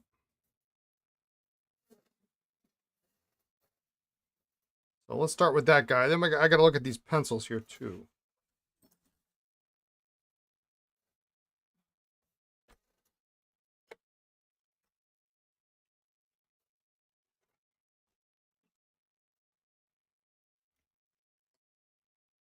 This will save me from having to fill up a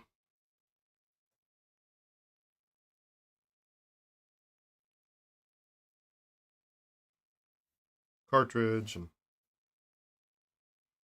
do all that nonsense.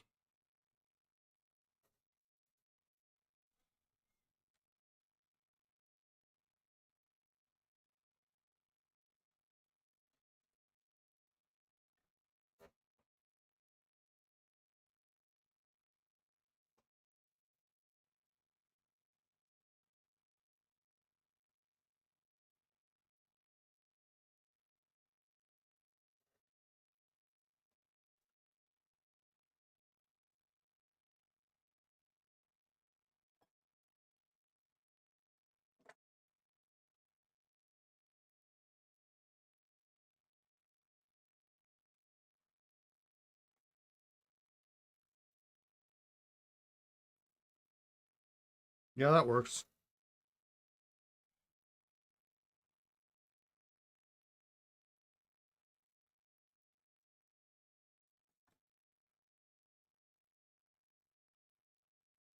Yeah, not bad.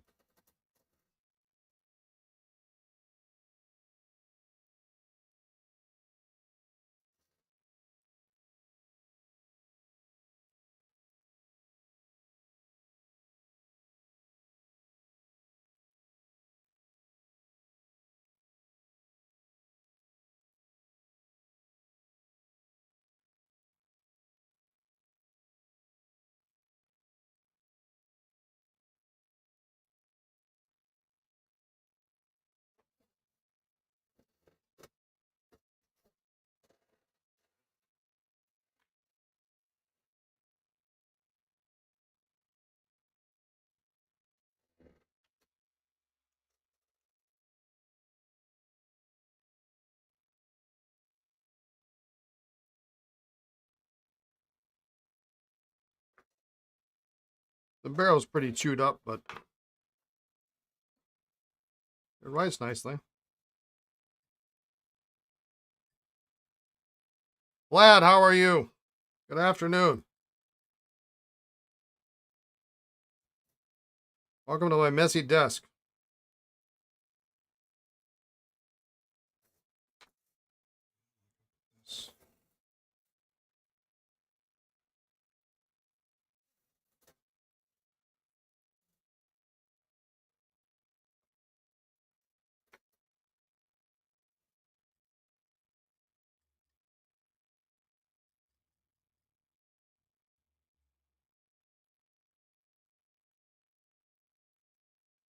Aziza, how you doing?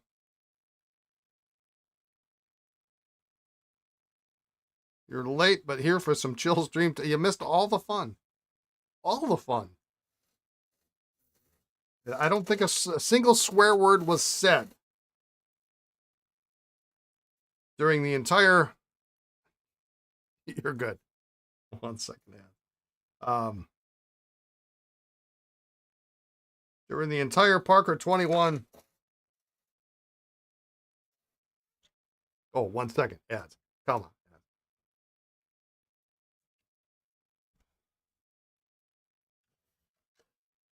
All right. We're going to spin these all up at the same time. We'll come back to that.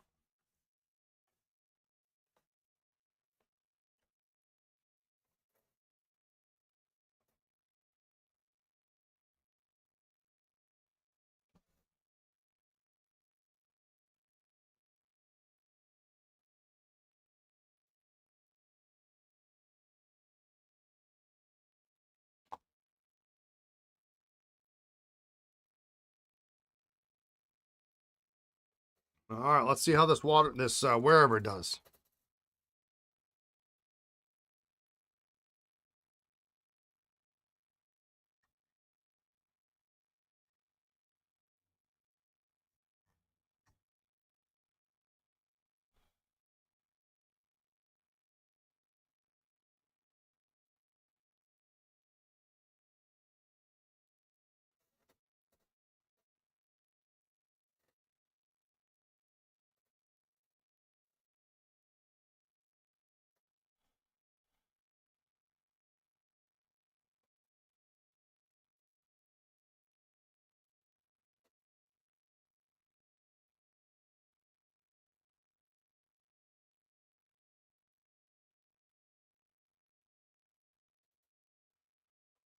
All right.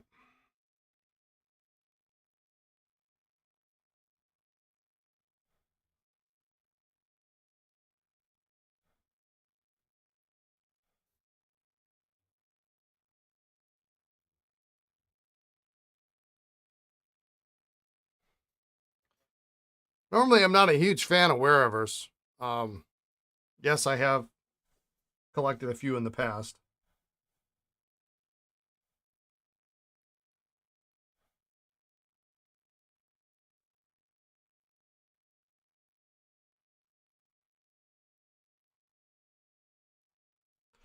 Um,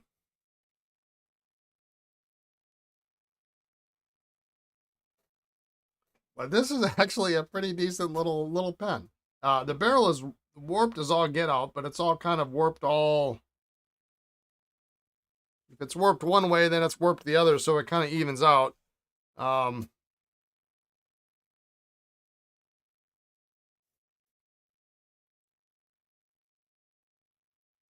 they post decently.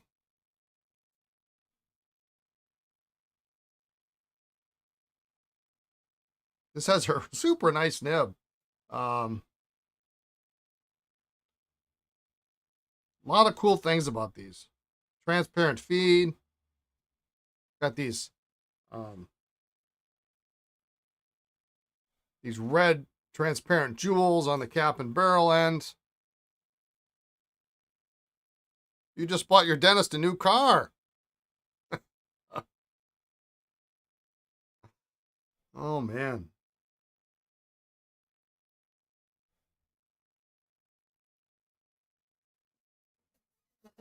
Aziza is on a 3-stream streak. Look at that.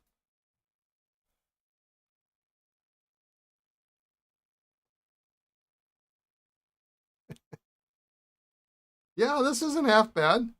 This is one of those cases where this is a perfect pen that um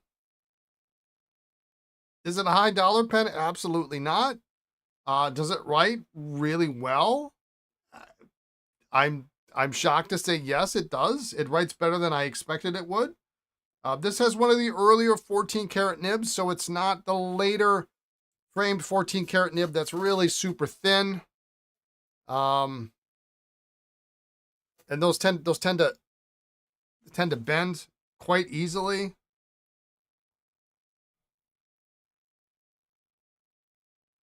This is a honest to goodness 14 karat nib. I mean, it's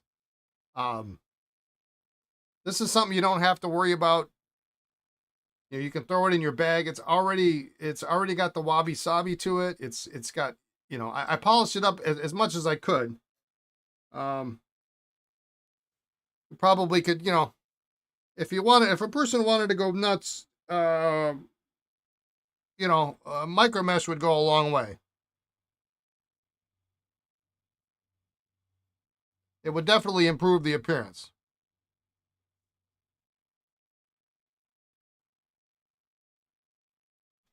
Um, but it does have a cool barrel imprint,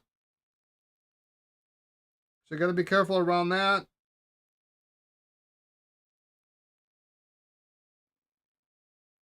Um, you know, it's just a nice little pen. You don't have to worry about the cat jumps up on your desk and knocks it off or something, you know, or the kids grab it. Um,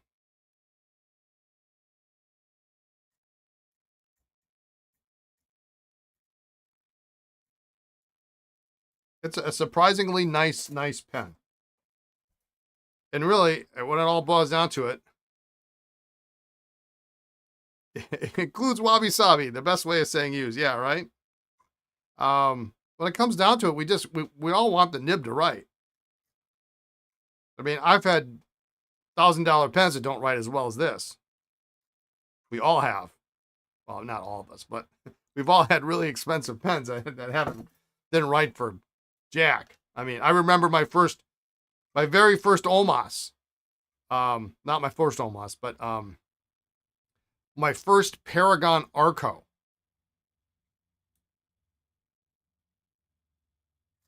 And I was so excited to get it. It came. I can't remember if I picked it up at the show or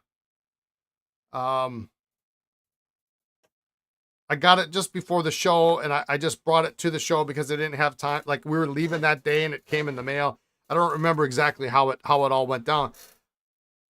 But I mean, you know, Arco Paragon, oversized. I mean, it's a $1,200-$1,500 pen, and I inked it up, and it was abysmal. It was awful.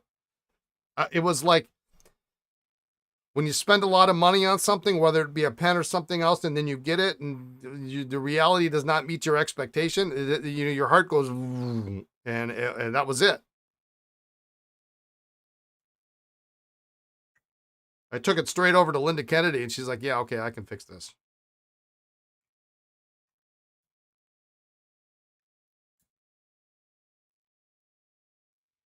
and then it was fine, but it didn't right out of the box like that.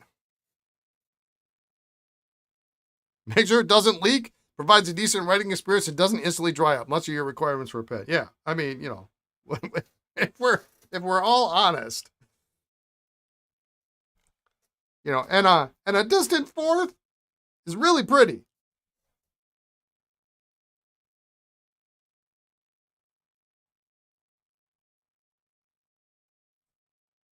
Uh, I'm going to continue my streak here because I was not expecting.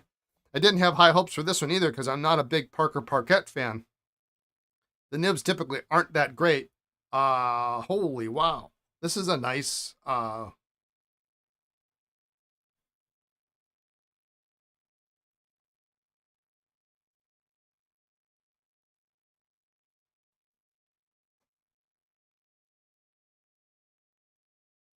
steel fine nib.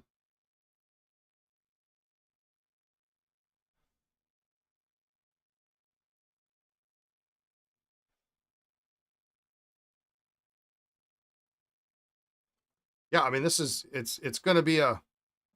I mean it's got heavy brassing here. The clip is loose. I mean it's you know it's um I wouldn't trust that in my pocket. It's you know it'd be very expensive to get that fixed. Um, but boy, does it right.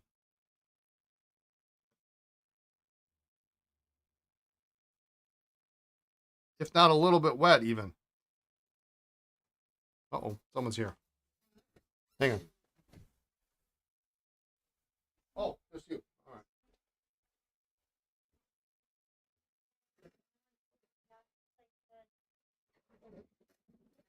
Yeah, Kyoto Oto and whatever else is in that huge box. I don't know what it is yet. I think it's Visconti Blue. Visconti Blue ink is here. When we pull a lever, we detonate the lair of James Bond's nemesis. Yeah. Yeah. Well, that's nice. It's nice.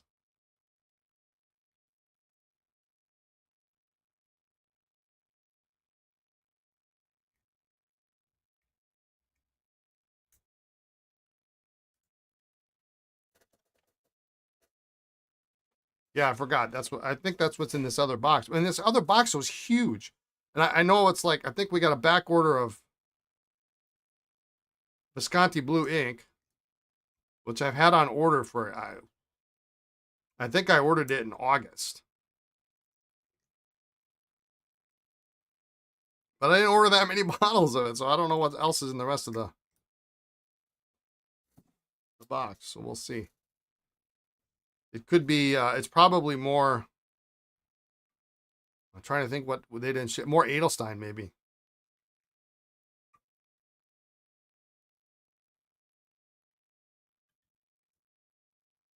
Yeah, that feels nice.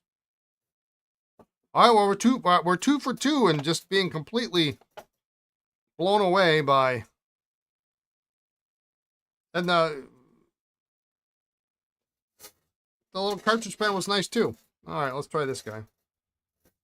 We're still going to have to seal this up, but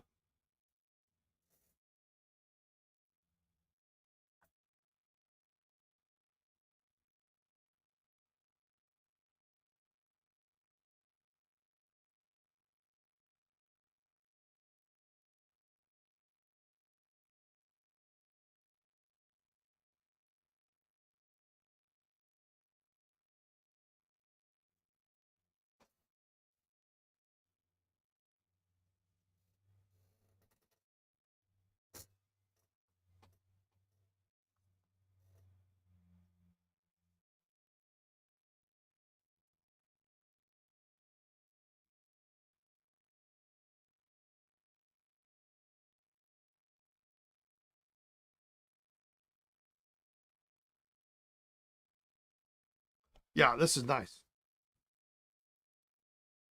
Easily the best of the bunch. But if we were to not, if we were just to, and it's got the package, the whole package. But if we were just to talk about the nibs, you know, that wherever nib is really really nice, but this is just a smooth.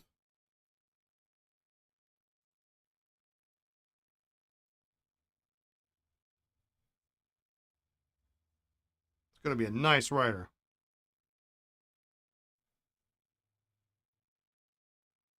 Okay.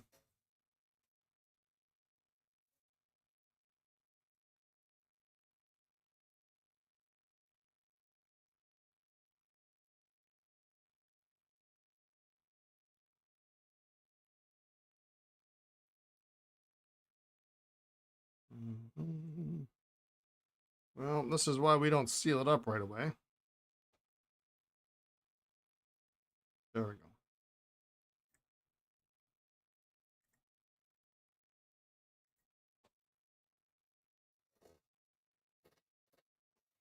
Let's see if that happens again here. Let's just kind of clean this out.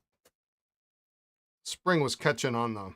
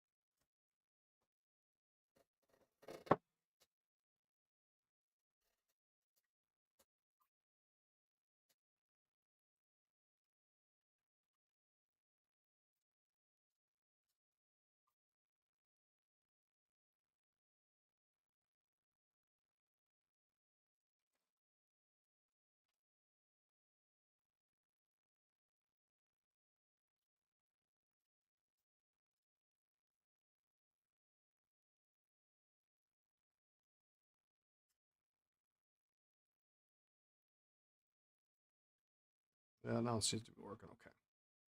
All right, so we'll seal this one up, and this one will be ready to go too.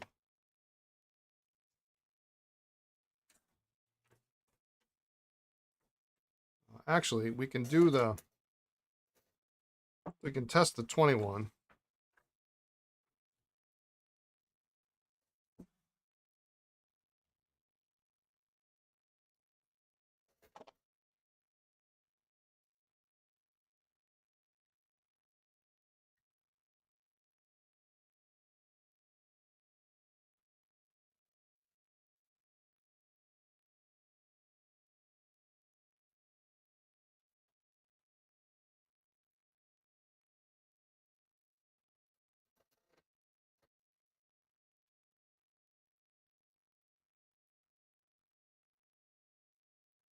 Look at that nib. Wow. Oh, man. Barbara, if you're watching this, man, your pens are like deceptively super cool, man.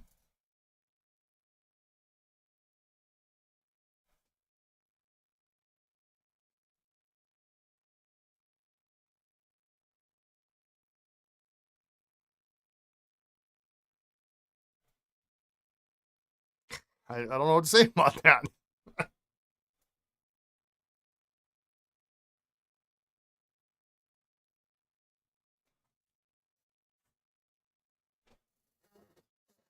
That almost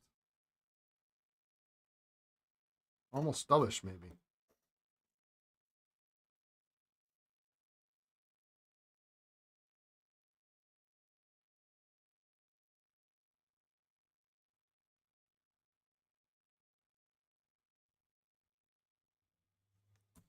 It's not really a stub, but it's a little bit broad across the top.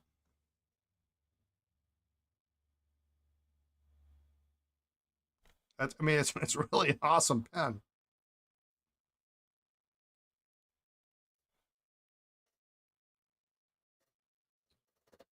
Do I need to make a clipping of that and put it right next to the Brian doesn't like extra fine nibs too?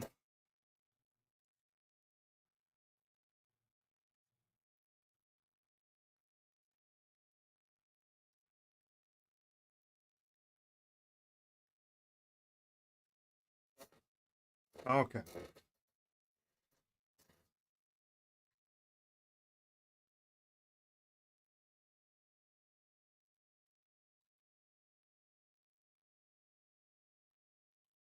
And teal is one of my favorite colors, so on a 51 or a 21, it really looks great.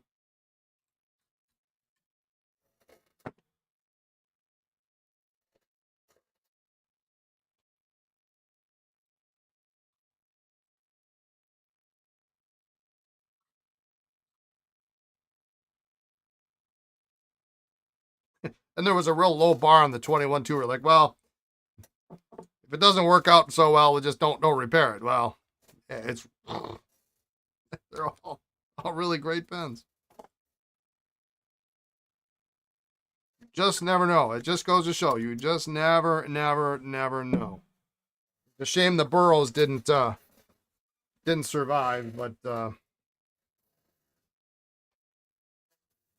that's how it goes sometimes. I think the rest of it more than the rest of them way more than make up for the Burrows. Although the Burrows is a beautiful pen. All right, let's steal this snorkel.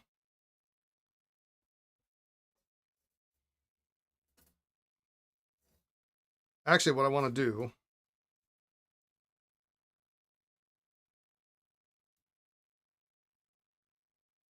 is I want to spin this. Let's spin these out first, and then we'll seal the snorkel.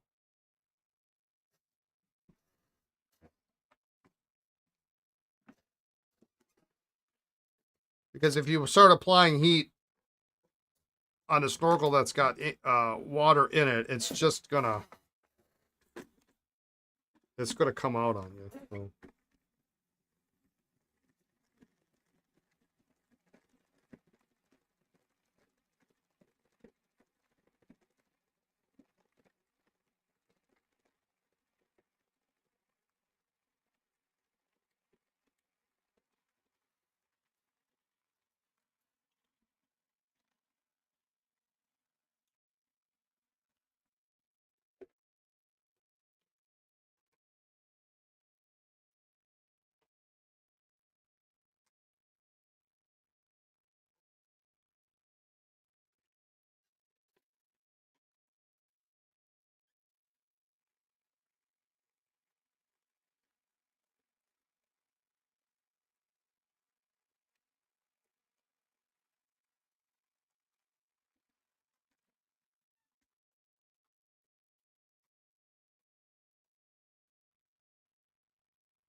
That's really a super cool wherever. I think with a little bit of micro mesh work on there, I think that would be a real stunner.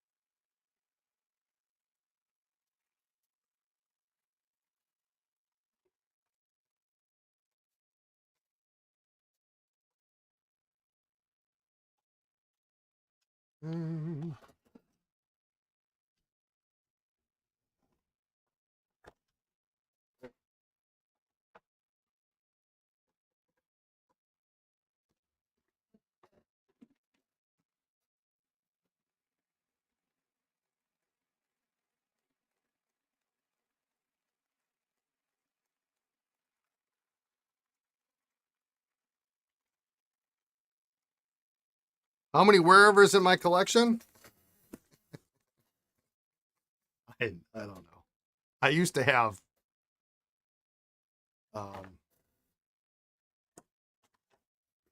I got rid of most of them. I used to have probably 50 or 60.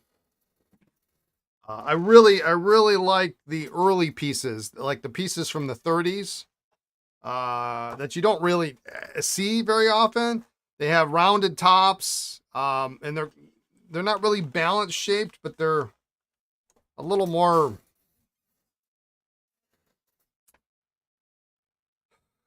bulbous shaped. They're nicer pens. They have just I would keep them because I'd buy collections or I'd buy lots, and then there would be like this wherever in a super cool plastic.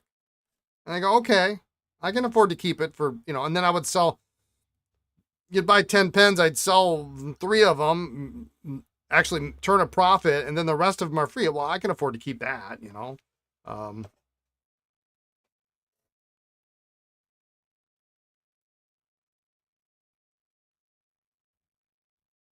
I think I've got a hard rubber one.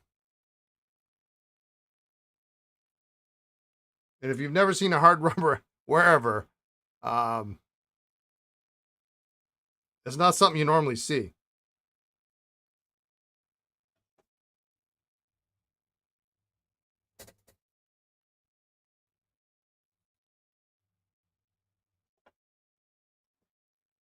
It is not your everyday.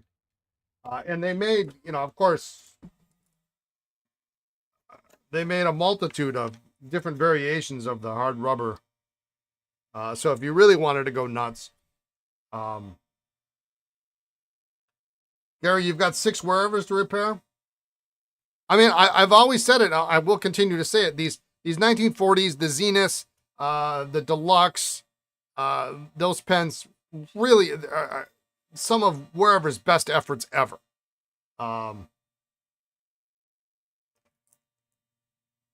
The proportion of the pen is just right.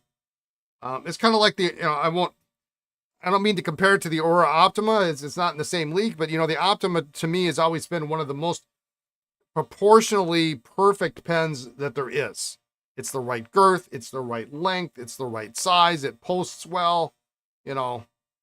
Um, Cheap and cheerful. Yeah, there we go. Cheap and cheerful.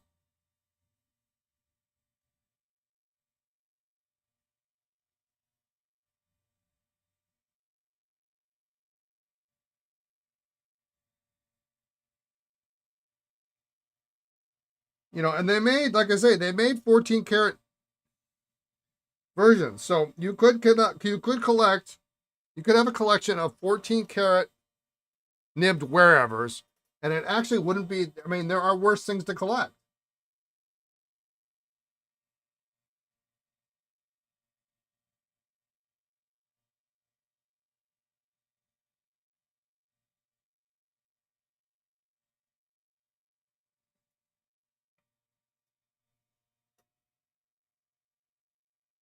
I mean, you could collect Esterbrook Phaetons. Nobody wants those. I don't even want those.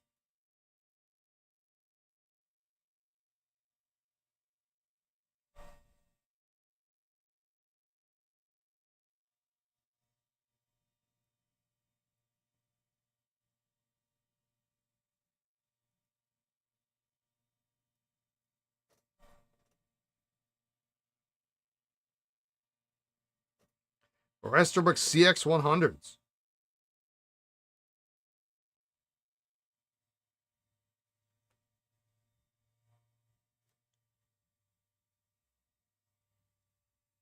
Those things I just can't. Not my favorite pen. Decided after about 3 hours of work it was not worth my time.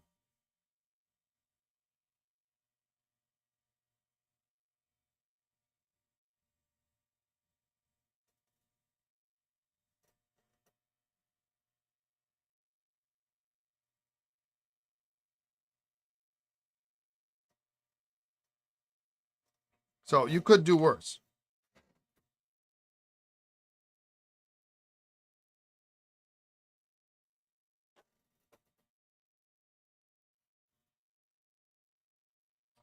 Let's clean up that cap a little bit, maybe,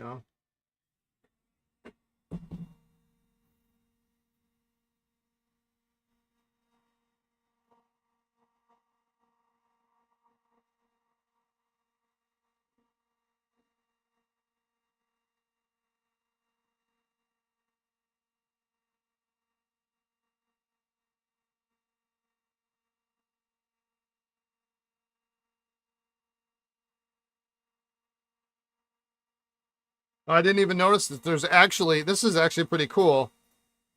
I'm sure this was one of the many options.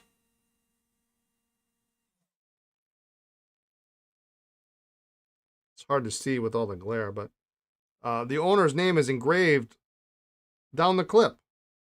J.W. Mason. Really classy, really classy.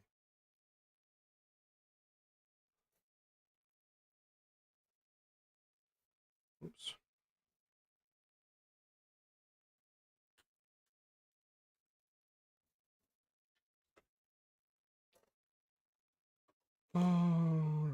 Oops.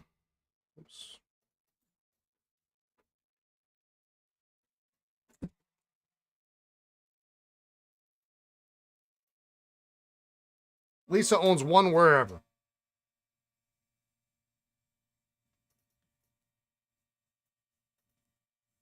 I don't know if I've ever told that story about why she has that, but I might have.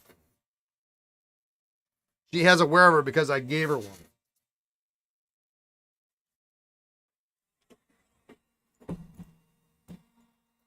And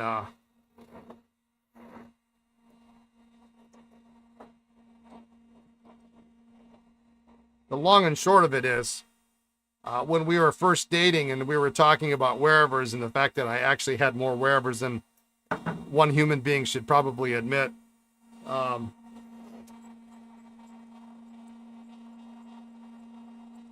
she made some comment about she would only have a wherever if it was pink or something like that. I mean, she's not a pink girl. And I just happened to have in my parts bin the tiniest little pink wherever fountain pen. And I packaged it up, and you bet the next day, I think I might have even sent it like next day air or something silly like that. Because she was still living in Florida. And I sent her this little pink wherever. So she's got a wherever.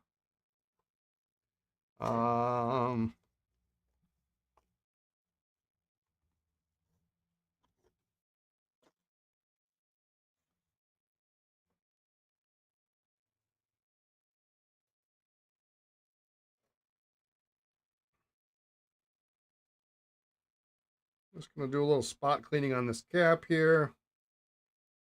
I'll leave the majority of the work for the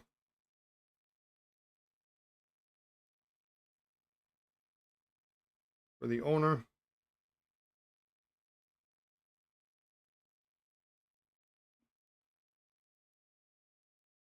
If they want to undertake that.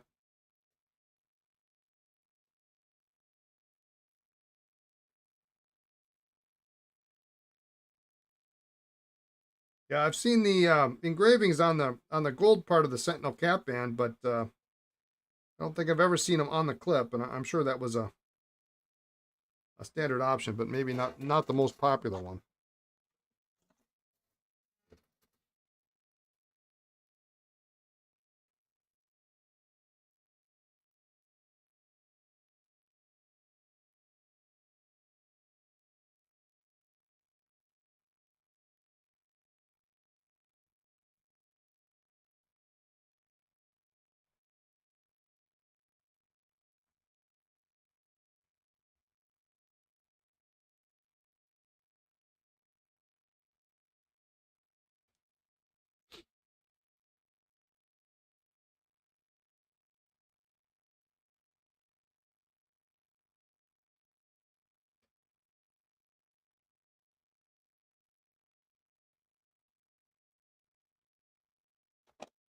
There we go.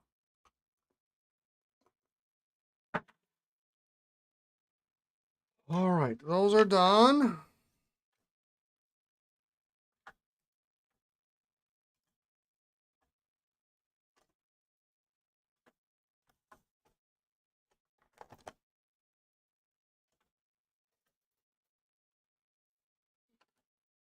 Now, I forget what I was doing on these caps or these pencils, but let's take a look at them.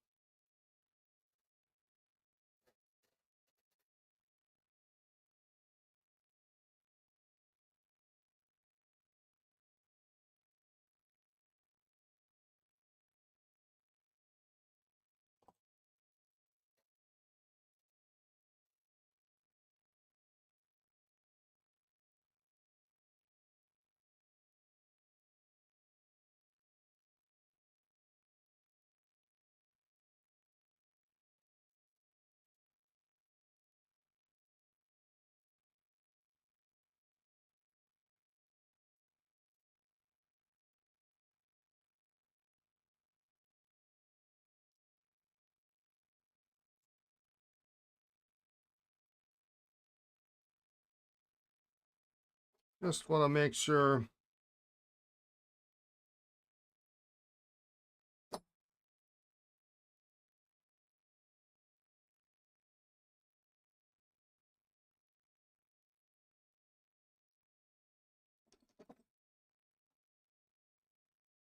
So the nose cone is kind of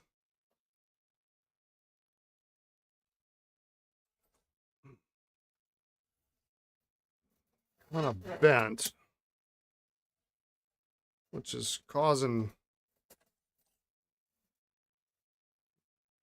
potentially causing problems with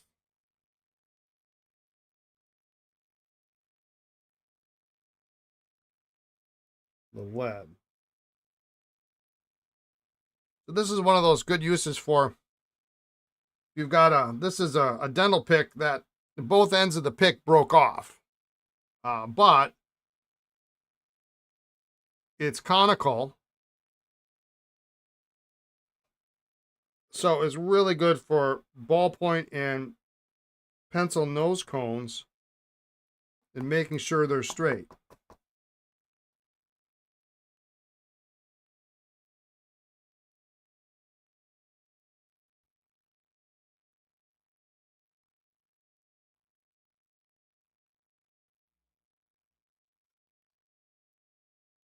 That piece of lead is too big, actually.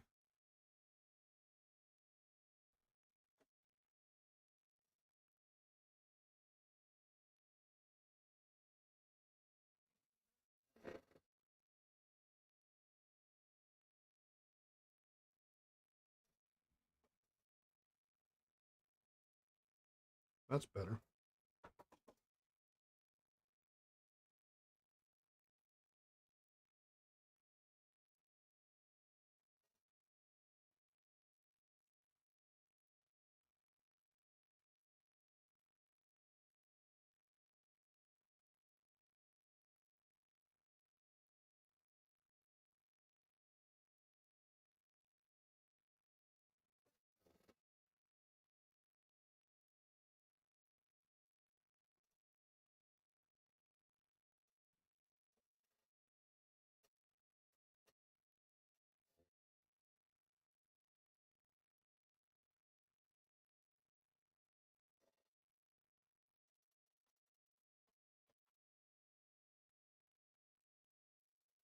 Well, they actually work.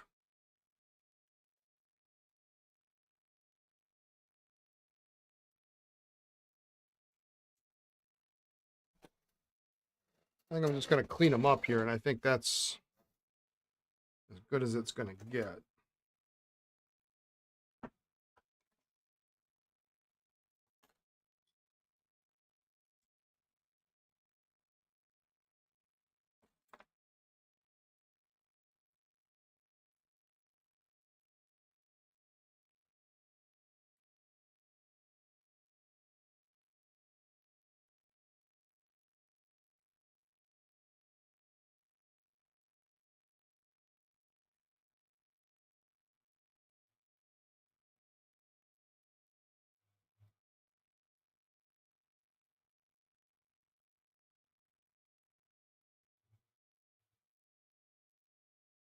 This one was in a very humid environment.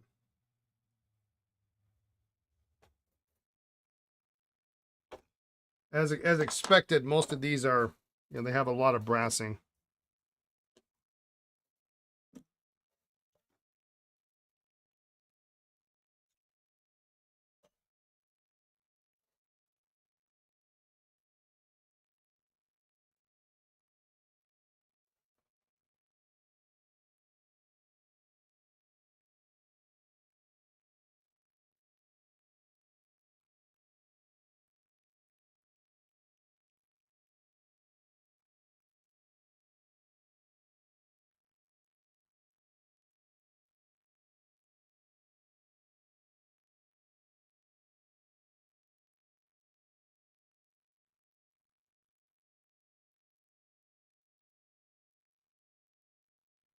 I think we can get it cleaned up a little bit better so that it'll look nice.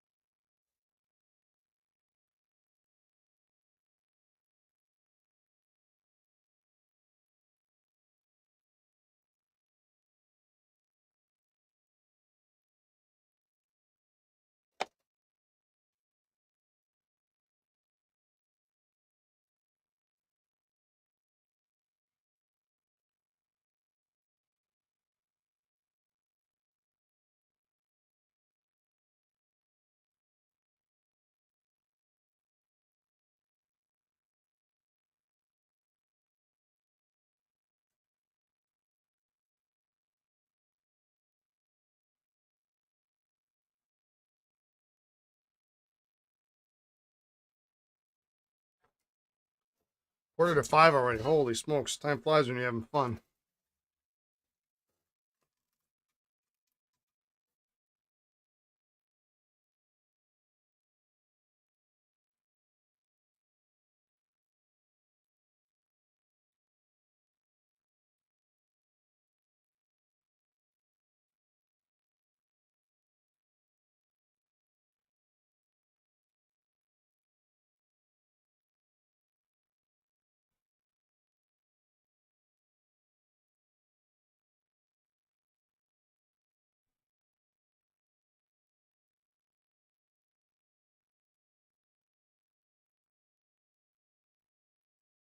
A lot of green.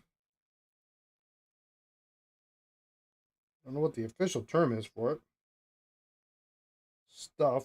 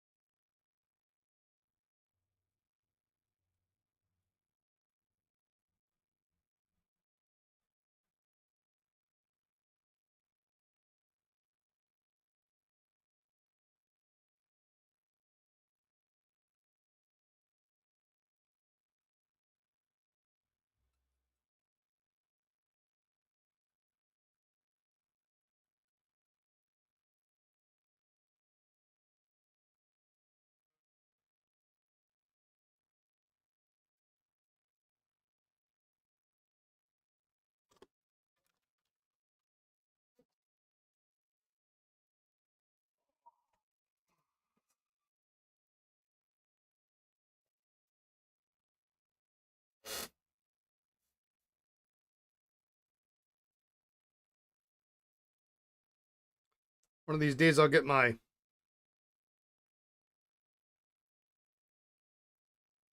gold plating kit out.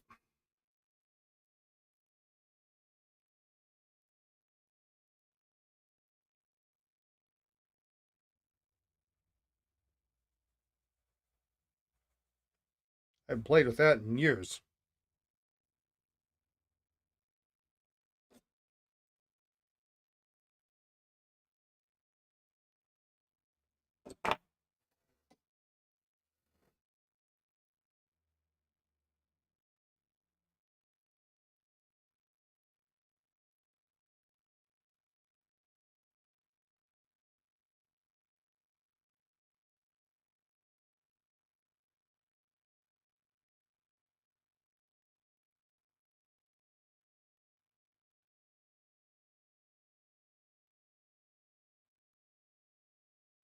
For those of you that might remember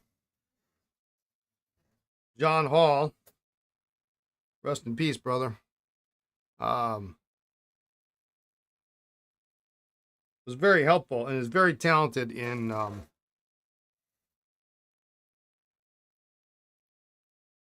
replating trim.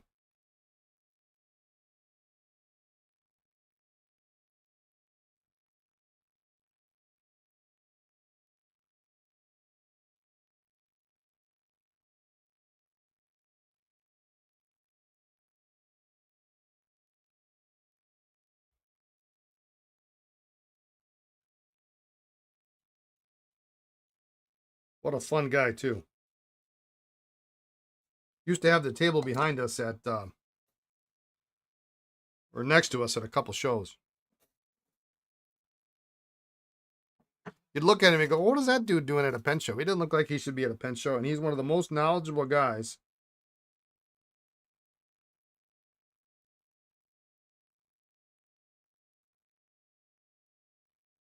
in the room.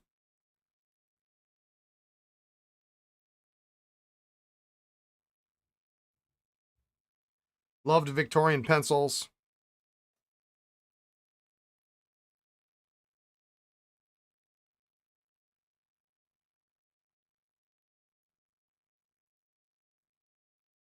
I think he had an Aiken Lambert tree trunk pencil that he wouldn't sell to me. Not that I could have afforded it, but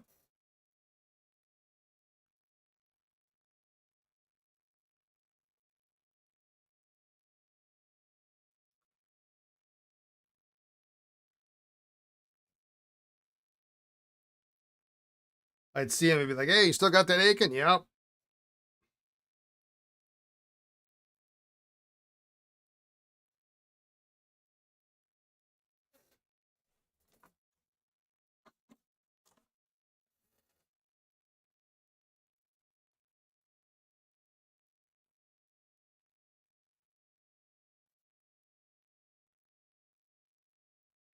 All right, not perfect, but it's 110% better now. Actually shines.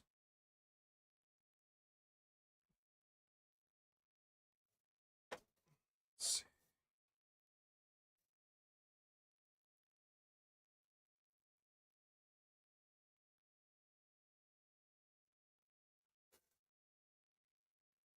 Just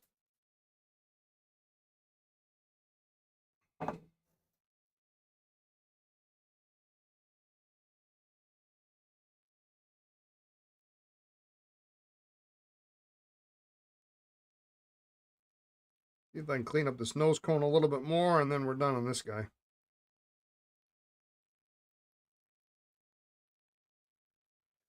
Is it easy to learn how to replate pens? You know, if you'd ask John or you ask Bruce Mindrup who does it, Bruce has taught me too. A majority of the technique is like, it's like painting a car. It's the prep work in advance.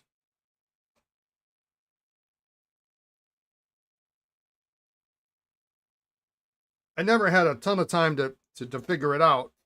But when I did it, I couldn't get it to stick because there's actually, usually what you do is you have to strip down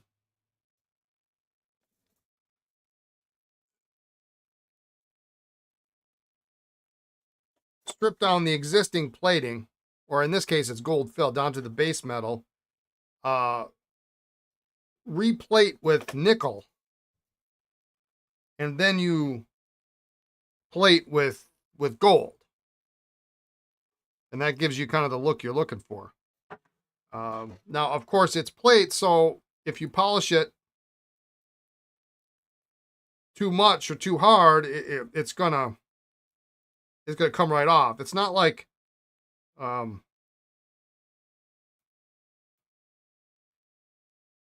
it's not like gold fill, which is what all this trim is. You know, which is kind of like a sandwich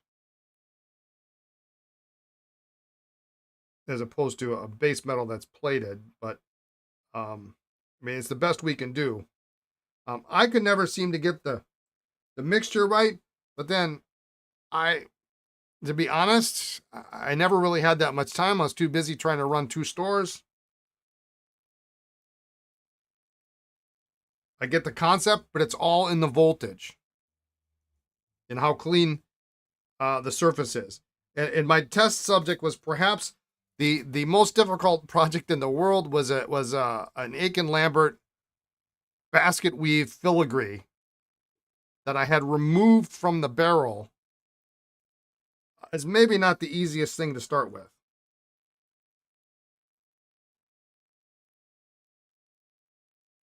I should have started with just a clip or something, you know.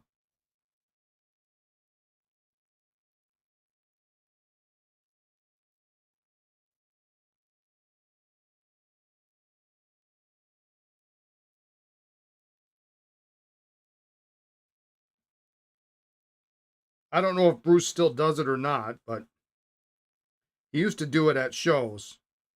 And he would have his little setup there and you could watch him replay.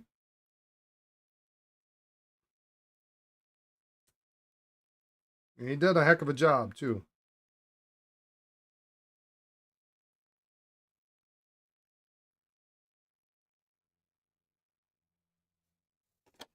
All right, well, those guys work, so I think that's about as good as we're going to get. So, but nice to have. I mean, you could, again, these could be micro meshed or buffed, but it's all depending on how bright you want them. Good, so those are done. I got 5 minutes to work on my pens. We're not going to, though.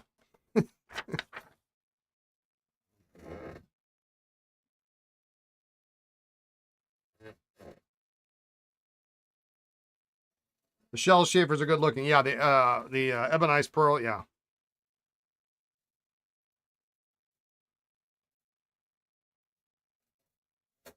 All right, let's see if this is sturdy enough.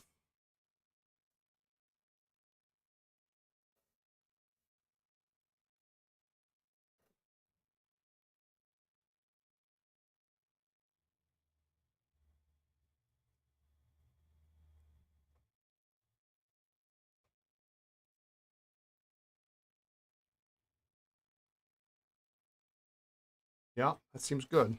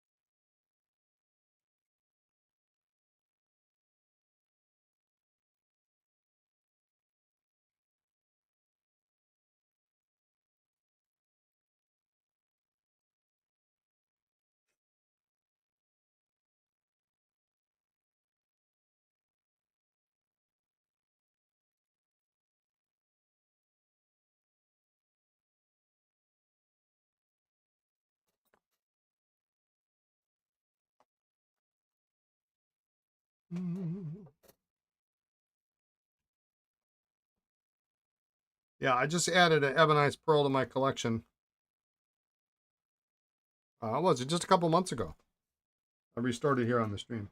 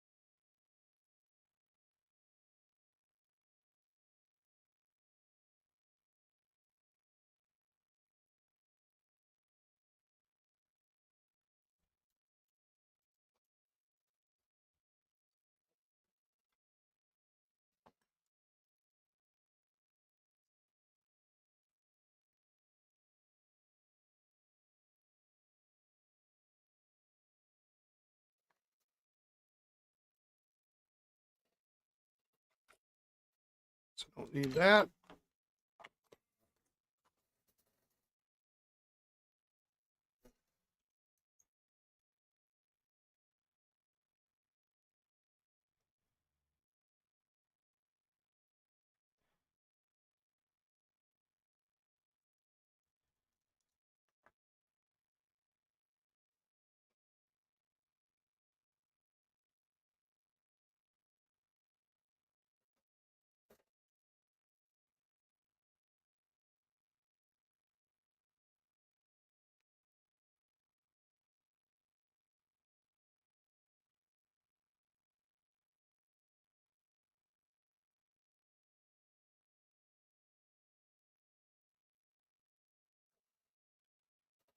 All right.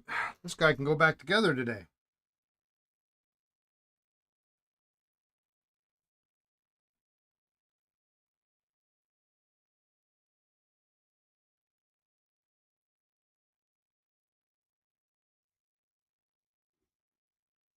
I think I do want to wait till tomorrow to test it.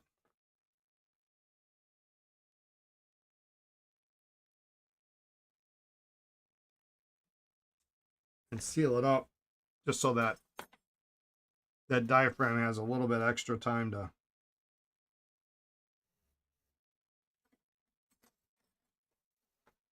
cure.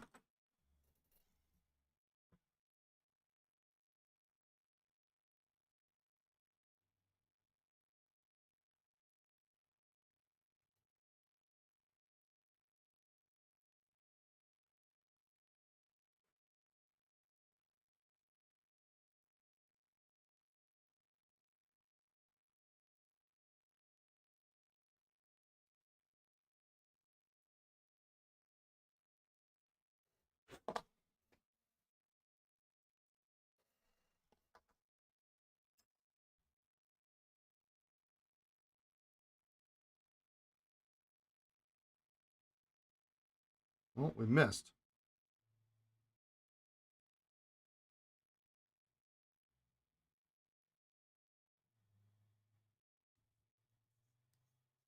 Sometimes it's hard with demis because you don't have much back here to hang on to.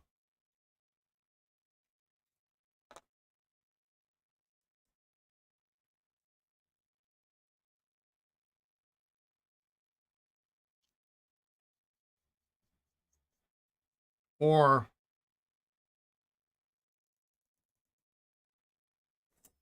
your clutch ring is not all the way down.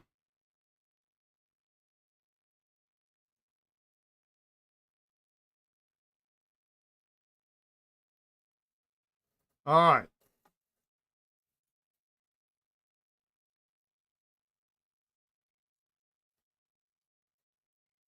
502.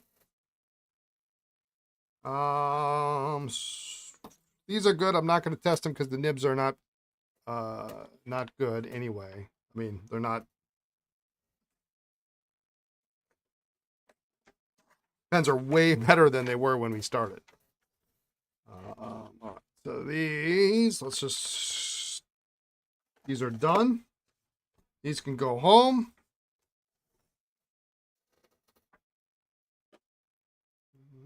Need to find a place for them. You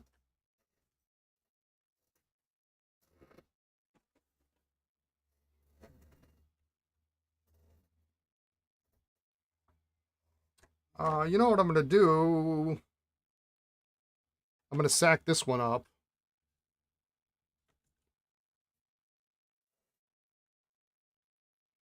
That's from last week. We can take that home. It's 21. I'm going to sack this one first because I think we already cut this sack. Yeah, we did. We cut this sack to length.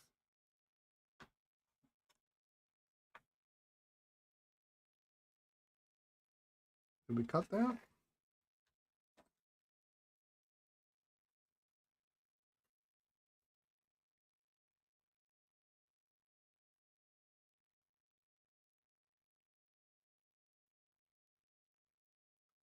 This has got a lot of, I don't know what this is. It could be,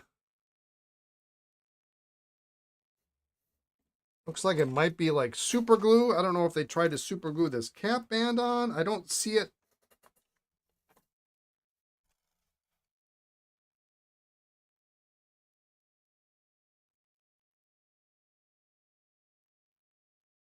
They tried to fix, there is a hairline crack in the cap, but I don't see any.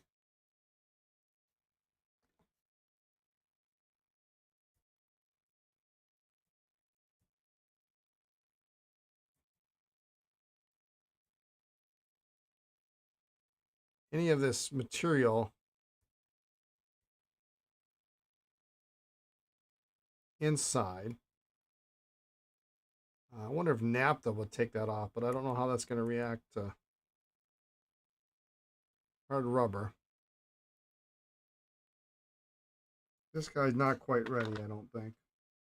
This one we haven't even taken apart yet.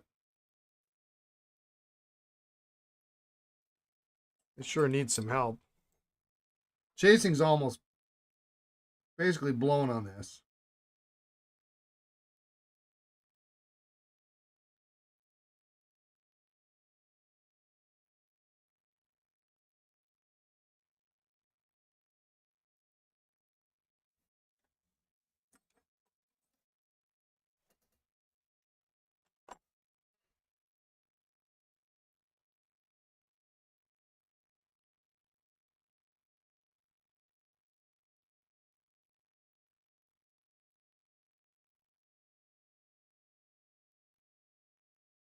A lot of, looks like polish in this.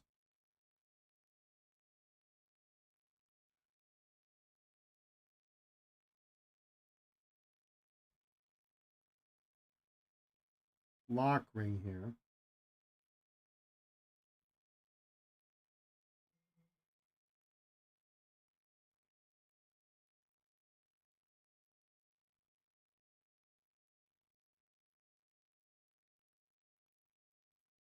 Probably shouldn't start this.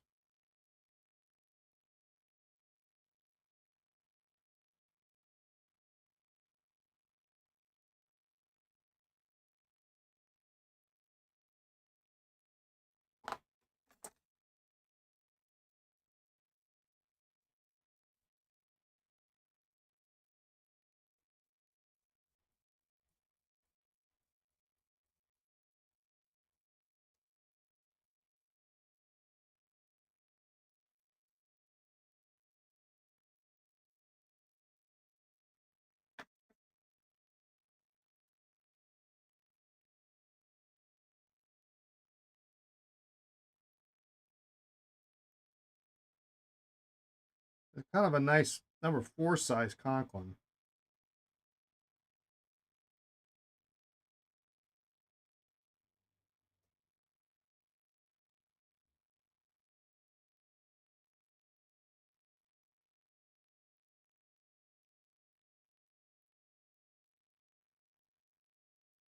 Of the non-leakable variety.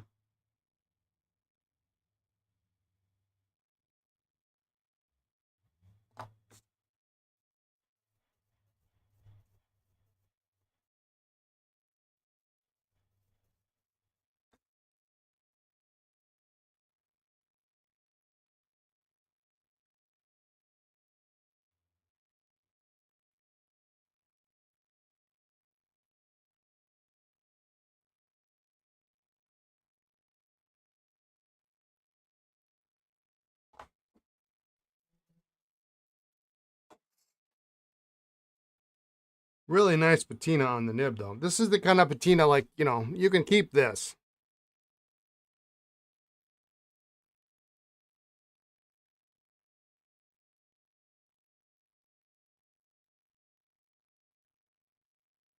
Real nice. And it does have some nice patina on the crescent, too.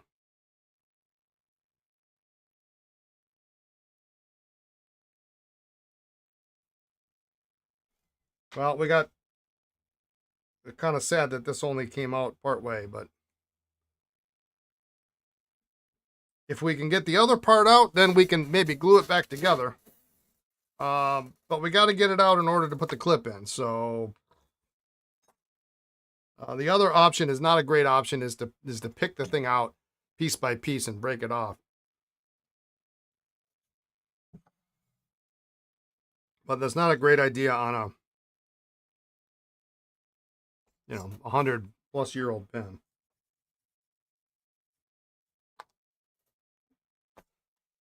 I am gonna just quickly do this. I think we maybe sized that one. Okay. Maybe we'll do those. We'll just get these done.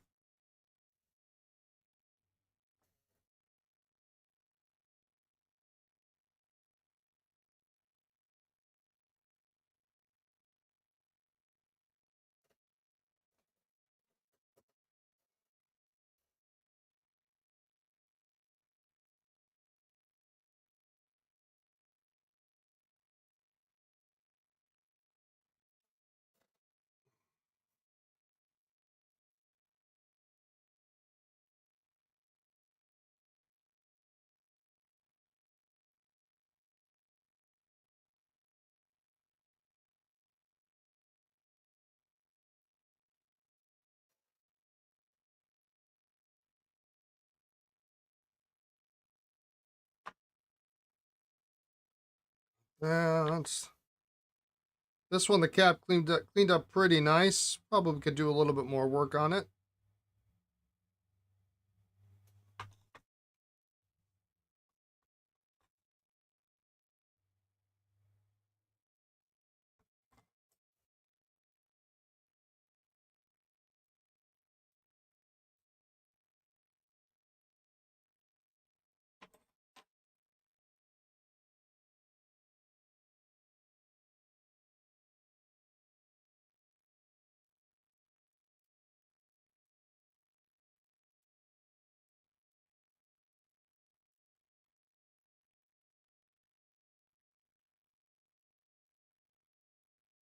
This is a nice looking early shaper, that's for sure. Did I cut that?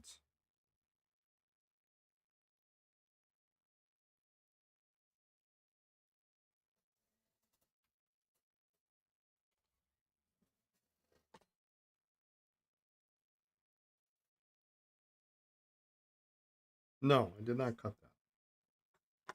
Let's cut it. Let's do it up.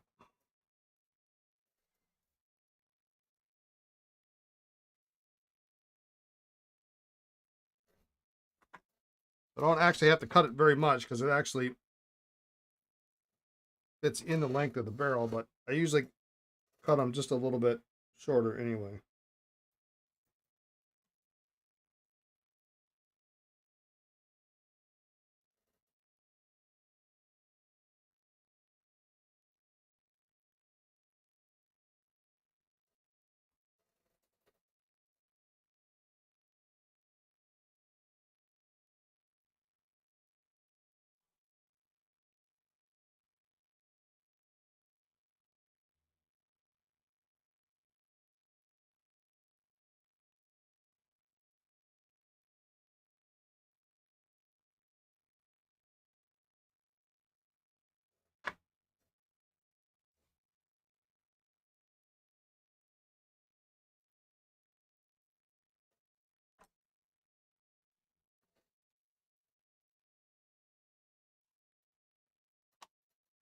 Should be the same length.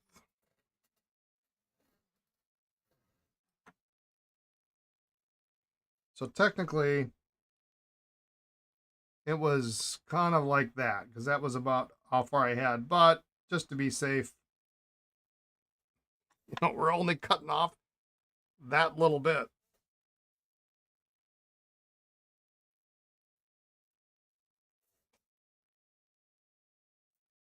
Like we need longer sacks.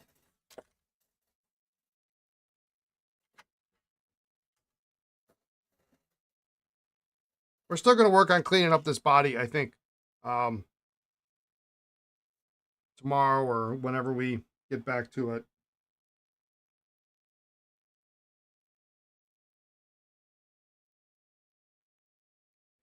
Cap's a disaster, but it's got that cool early Schaefer clip on it.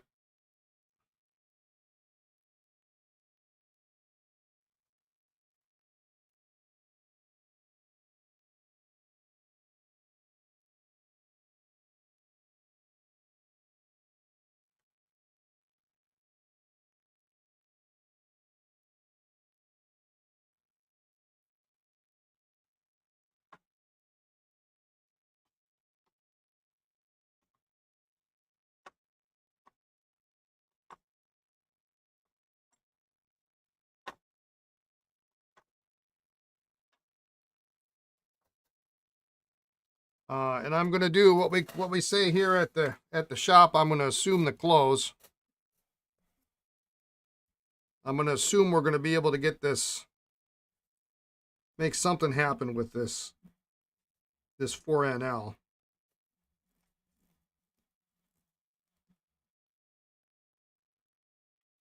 And let's open this up.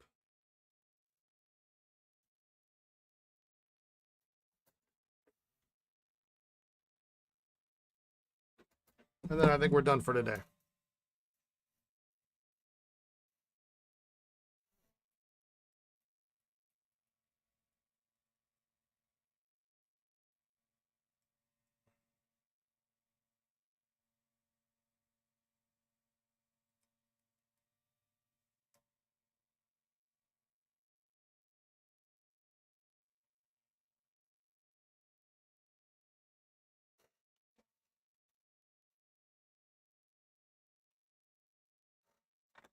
Oh, there it is.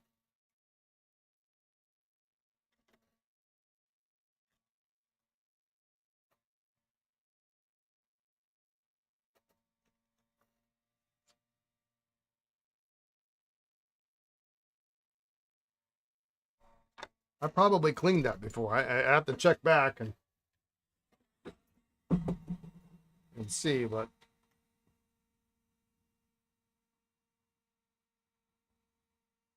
Crescent needs a little work.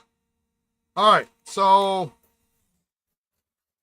that's going to be it for today.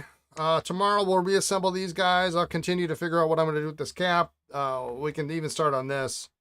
We'll see what the rest of that cap is like.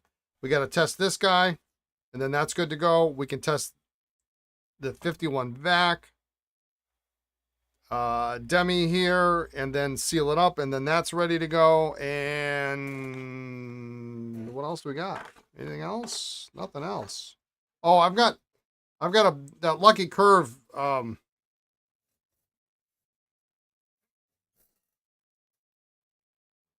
just see.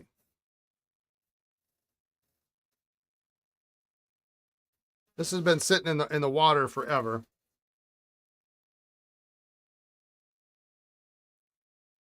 There we go. I'm buying a lottery ticket.